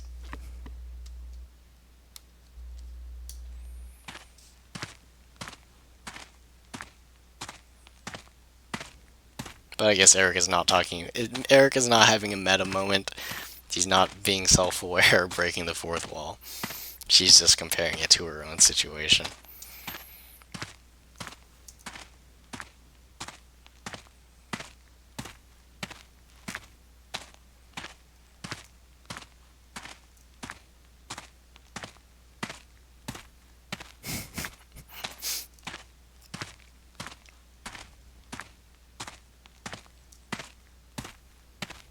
Well, if you want to look at it that way, again, it's only chapter 1. You have a lot of 自分 time. に対する、いや、動かした舞台に対するけじめってやつかね。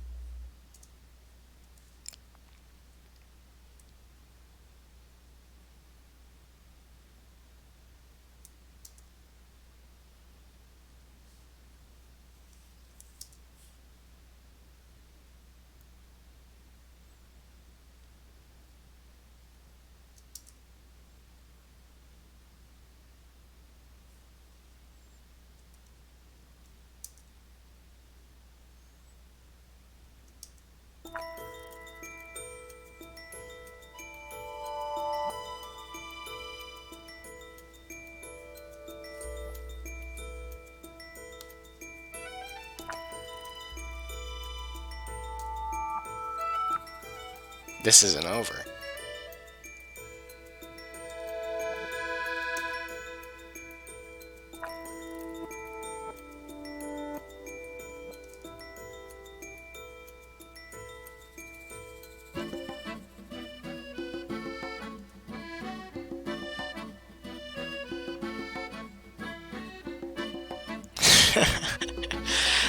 Well, what do we have here? What we have here is a save, because as is always the case, picking the wrong one means a bad ending.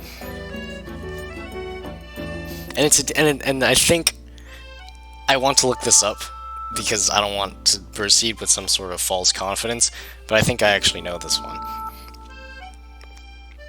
And it's because of a detail that Erica had this whole build-up about Chekhov's gun, and it detailed, like, oh, every detail you talk about in a mystery, or just in storytelling in general, has to be important. There can't be anything irrelevant or unnecessary. And in the case of the disappearing rabbits, what we're dealing with here, there is one detail that has not been covered yet. And it's why the rabbits were sneezing. Do rabbits sneeze? Yeah, probably, I believe that. Why do they sneeze? Do they sneeze because they get sick? I don't want to look this up straight away. I think I can figure this out. And I can redeem myself for what just happened about 30 minutes ago with the other mystery.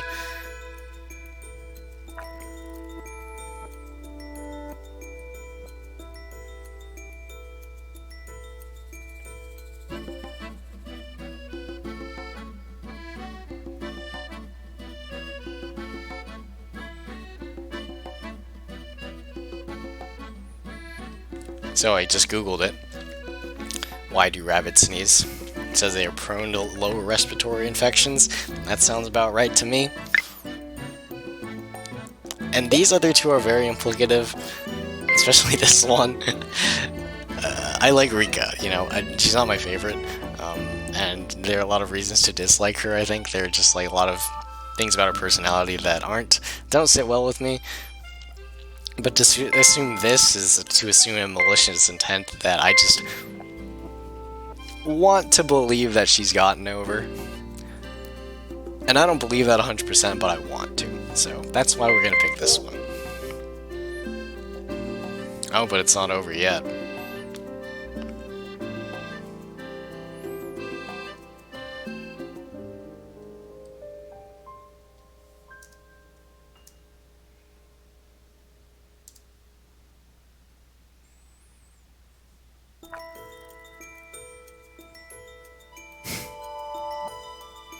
So, assuming what I said earlier, that it's the rabbits had fallen ill and neither of these two had kidnapped her, that really means that I can't be these two. It means it has to be Chidori, and why does it have to be Chidori? Or why would it make sense that it's Chidori? Because she actually cares about them. She was seriously consulting the manual and wanted to make sure that she actually took care of them. And why else would she be following Chidori now if not to confirm this?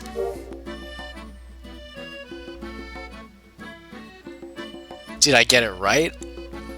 Wow. I've never got, well, I did. I got the mystery right in in Volume 1, Chapter 5. I got that right on the first try, but I think my reasoning is like accurate. It's not just, I didn't BS it, you know?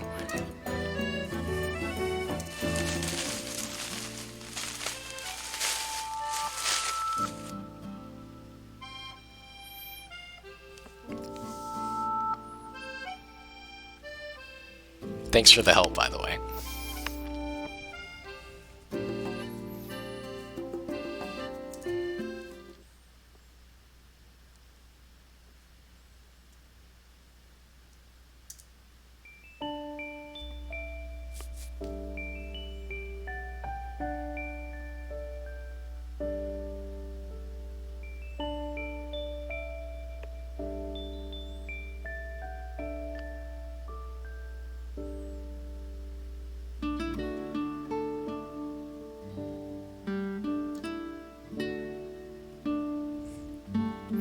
Any hope that we had for sort of picturesque romantic description kind of nipped it in the bud right there.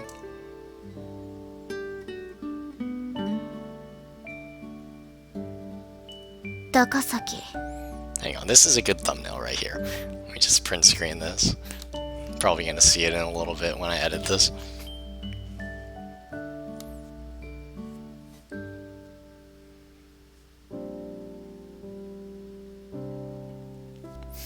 That's might be giving herself a little bit too much credit. To say that they're friends right now it's a bit of a stretch.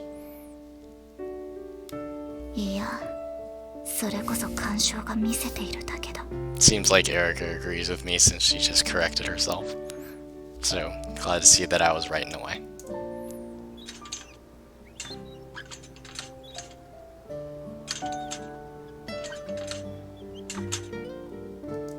Rifle の回収に来たぜ。何を言っているの？いや、それこそこっちの話ってやつか。まあなんだ、座りが悪いからさ、なんであんな真似をしたのか聞きに来たんだよ。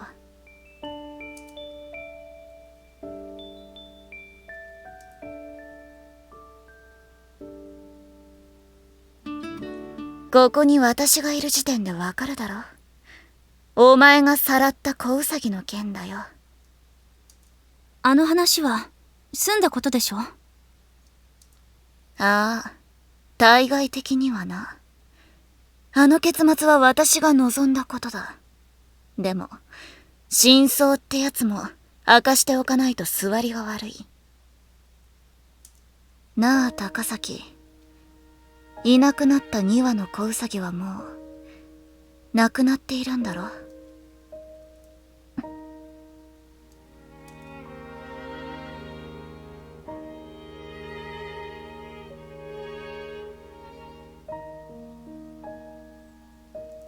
クラスメイトらへ話した。外に出した干し草に紛れて子ウサギが逃げてしまったってのはデタラメだ。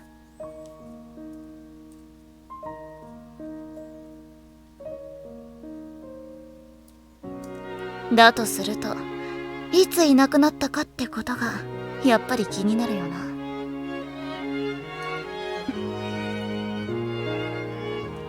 正直いつ消えたかなんて確かなことはわからない。でもな、頭の中の付箋をたぐっていった結果、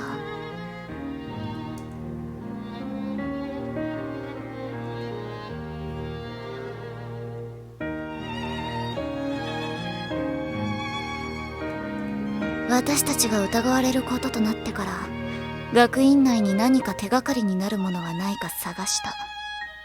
そこでくしゃみを聞いた。ウサギのだ。 The sneeze that we spent, or Erica spent about 5 minutes thinking about, and the gun that she's referring to, of course, Chekhov's gun. It's the detail that, up until now, wasn't important. But of course it's important. 勝ったことはないから、初めはそんなこともあるんだなと思っていたが、とある示唆を得た。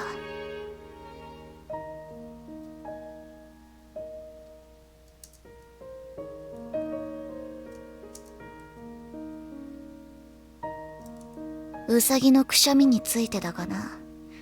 スナッフルという症状の項目でこうあったよ。パスツレラという細菌による感染症。I knew that too, but I had to use Google for it, not a care manual. Same thing though, we got the same result, so it's all good. 副鼻腔に感染すればくしゃみを起こし、内耳に感染すれば斜形を起こす。さらに内臓に感染すれば死に至るような病態を示す。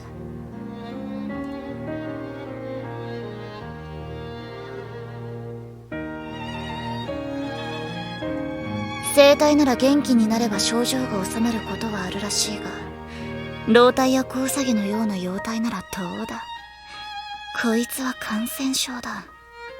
なあ高崎、お前消失の前日に子ウサギが亡くなっていたのを見つけて埋葬したんだろ。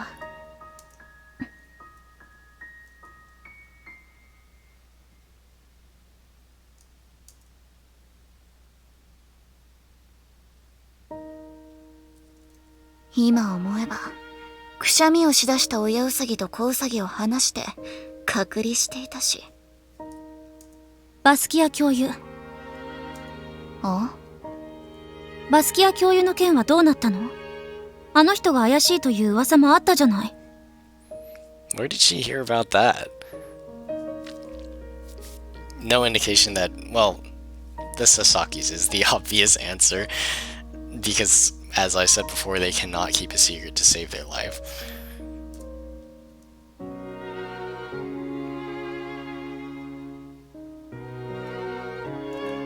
さすがに面と向かって担当教諭が怪しいなんて言えなかっただけだろうが。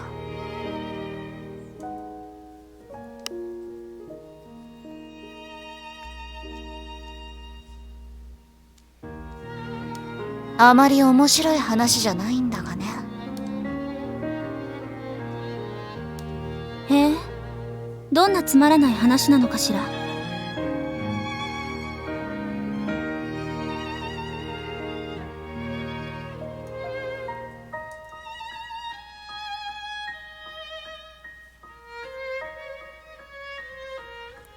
She actually went inside. She like broke into a teacher's room. 呆れた。勝手に入ったの？泥棒みたいに。For once, I actually agree with Chidori. 雑貨屋に置いてある金庫の錠前のようなチャチな作りだったからな。楽勝だったよ。So what? It was as she was as the door was asking to be opened and the apartment deserving to be broken into. That's a pretty dangerous line of thought, but I guess in this case it was pretty harmless. Erica is not exactly the most malicious burglar, breaker, and enterer. There are worse burglars out there.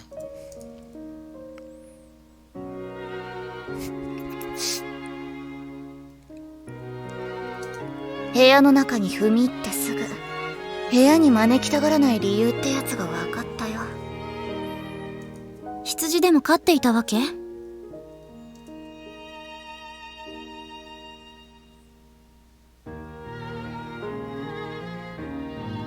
何が？ What's it messy? そのこいつはプライベートなことだ。他言無用だぞ。問答無用で踏みにじっているあなたに言われたくないけど黙っているわ。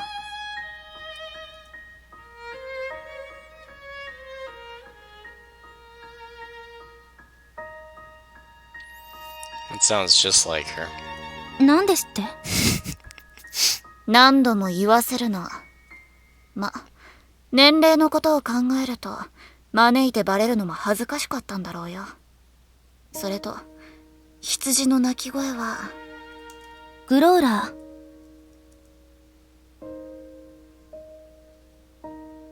Oh, what? はあ、なんでか知らないが熊のくせにこう体を傾けると羊の声で鳴くんだよな。つい落とした時に泣かれたんで肝を冷やしたぜ。I, for one, am a little bit disappointed that my earlier theory about demonic rituals and the like is now refuted. But sometimes the most boring story is sometimes the easiest explanation is the right one.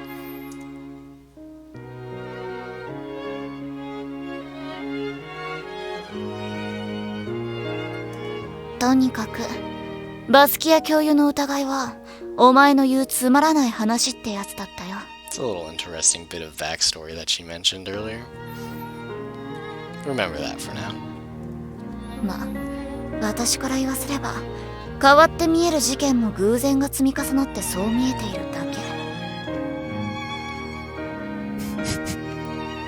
It's not gonna happen anytime soon. Sorry to disappoint you.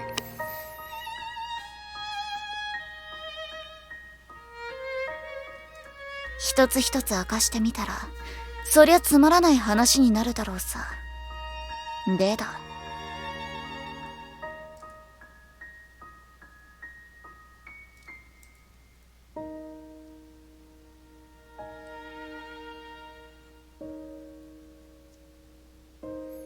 I guess now the question is, if Takasaki really has such bad eyesight, why doesn't she have glasses? Or even contacts?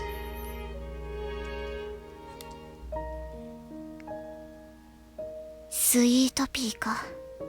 タムケの花だな。花言葉はお前らしいが。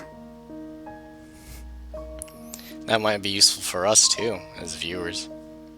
Considering all of the flowery imagery that's present in the series isn't exactly subtle.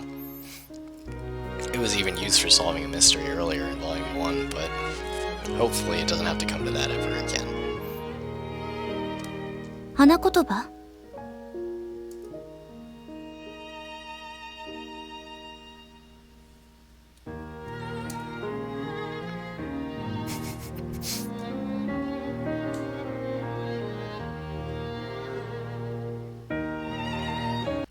あなたの言う通りよ。そうか。ここに眠っているんだな。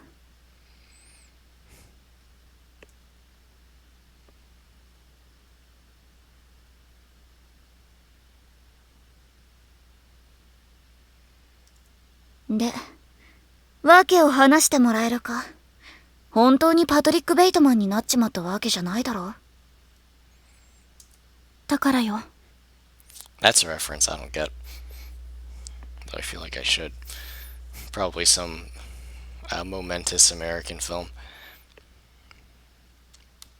何？聞こえないぞ。白羽さんを悲しませたくなかったからよ。お前。Well, what do you know?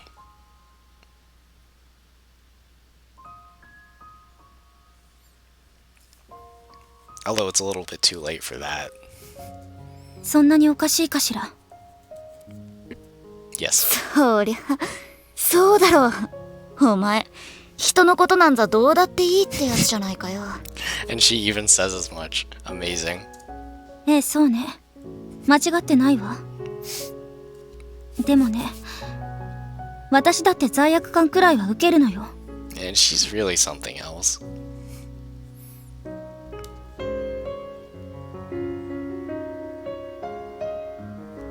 Ooh, hang on. Let me turn up the music again, if you will humor me. I like this. And it's a new track, I just wanted to show it off a bit. I'm a sucker for that little, the heartfelt piano, I guess, that this series is so permeated with, and I'm glad to see it here. 聖堂の聖書の時間の時、やめちまった高坂真由里を訪ねたことか。今でも何が悪いかはわからない。どんなに親しくても同級生がいなくなったくらいのことだし。でも I guess the possibility of what they really were hasn't really occurred to her yet. Not then and not now. 白羽さんが悲しんだのは事実なのでしょう。だからその上、あいつが可愛がっていた子ウサギが死んだなんて言えなかったってことか。Put it this way, her fragile little heart probably couldn't take it. It's gone through enough in these last few months.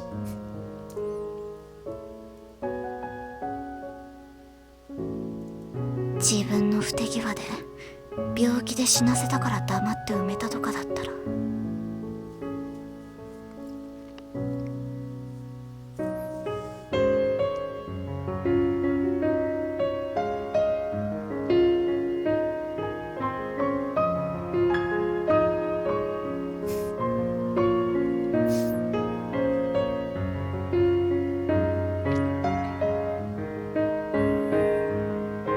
Find someone else to do that for you, Rennie. Plenty of people out there who are willing, probably. Or just go watch Anohana or something. That'll do the same job.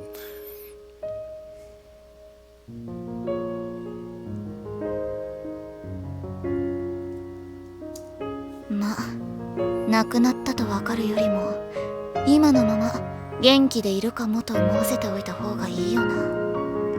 I myself wasn't expecting this. It's kind of sad.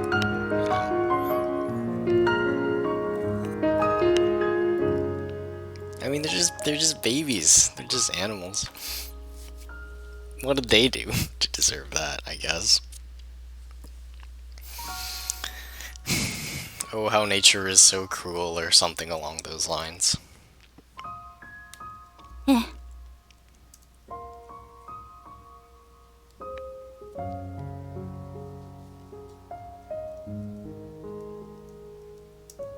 それはもう領官に告げたわ。きちんと対処もしてくれるって。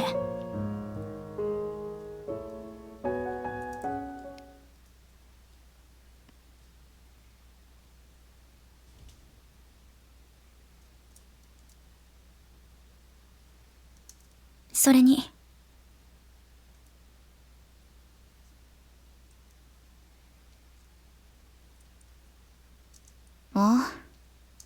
もう一つのわけよ。美人が悲しむ姿はあまり見たくない。でしょ？美人って。初めて見たときは驚いたわ。同世代であんなに綺麗な人、見たことがなかったもの。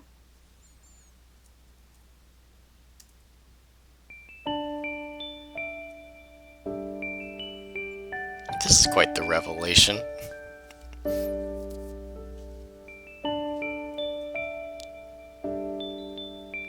How do I put it? It's, well, she does nothing but look down on everyone else, you know? And to sort of earn her sympathy in a way, even if it's for a very superficial and maybe purely physical reason, is a feat in and of itself.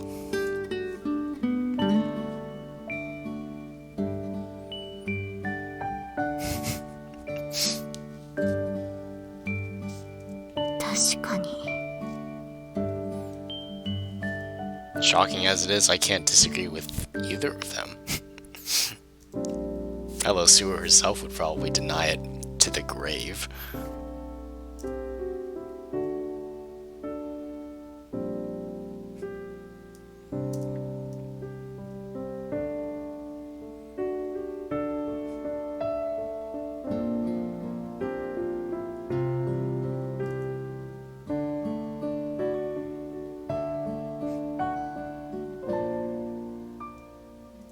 真相をみんなへ話さないのね。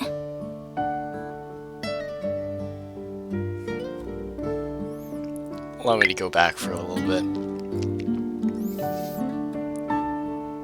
You can kind of look at this as sort of the inherent tragedy of Sumo's story, because I think Volume 1 was supposed to be. That's what it was supposed to be anyway. All she wanted was to make some friends. But putting her on this pedestal like that was, associating her with such strong feelings just because of, you know, the way that she looked and how she carried herself.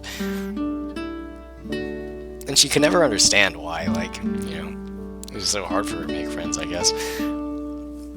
Always blaming it on herself, and it's for a reason as, well, romantic is one word for it, but it was out of her control. You can tell that I still feel very bad for her, considering the events of Volume 1, and I want nothing but the best. I should just learn Japanese and play through the other two games as soon as possible, because I think Volume 4 just got released, or just got announced anyway. "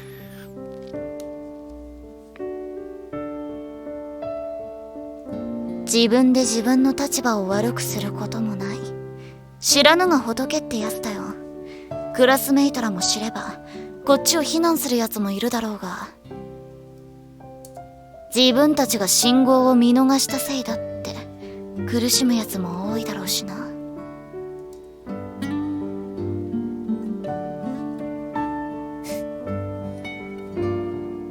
Oh, would you look at that? This is a far cry from what she says earlier about how she doesn't believe in the inherent goodness of people.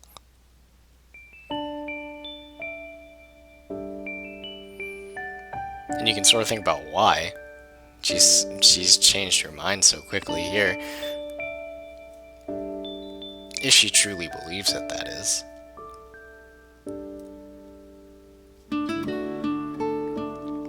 And I guess that begs the question, if people are fundamentally good, why hate them? As she so claims.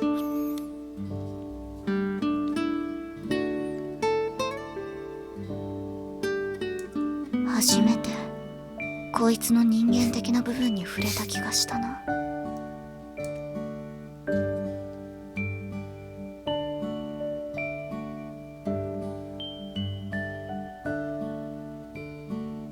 何？いや、お前も人間だったんだなってさ。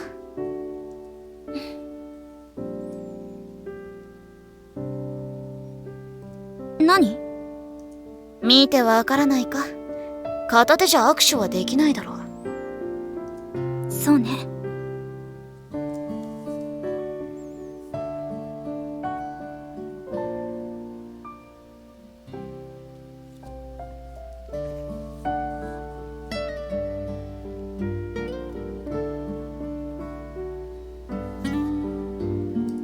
二人だけの秘密だ。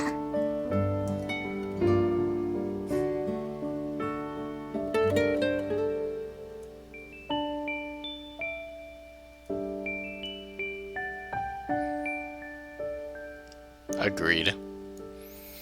This is what we're all here for. But it's just a handshake, don't worry. Still very chaste and pure. Fade to black. I think that's chapter 1. That's it. And it is. I'll just let this play out, as is tradition. グリム童話に千色川と呼ばれる一辺がある。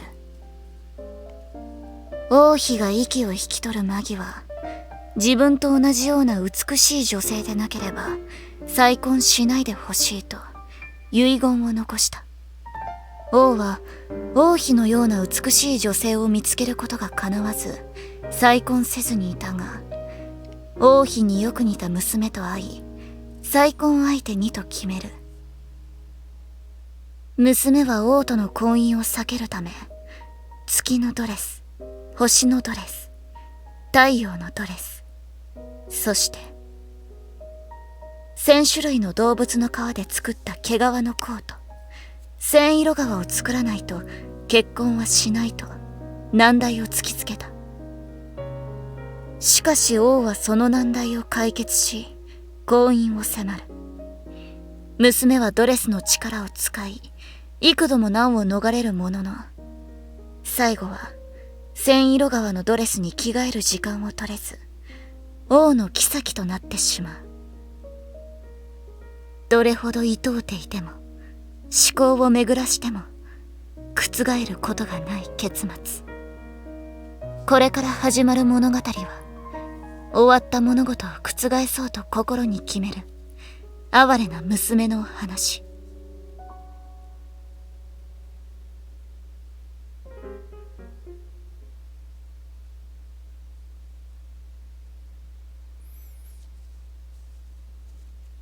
To answer your question, Ernie, I don't know.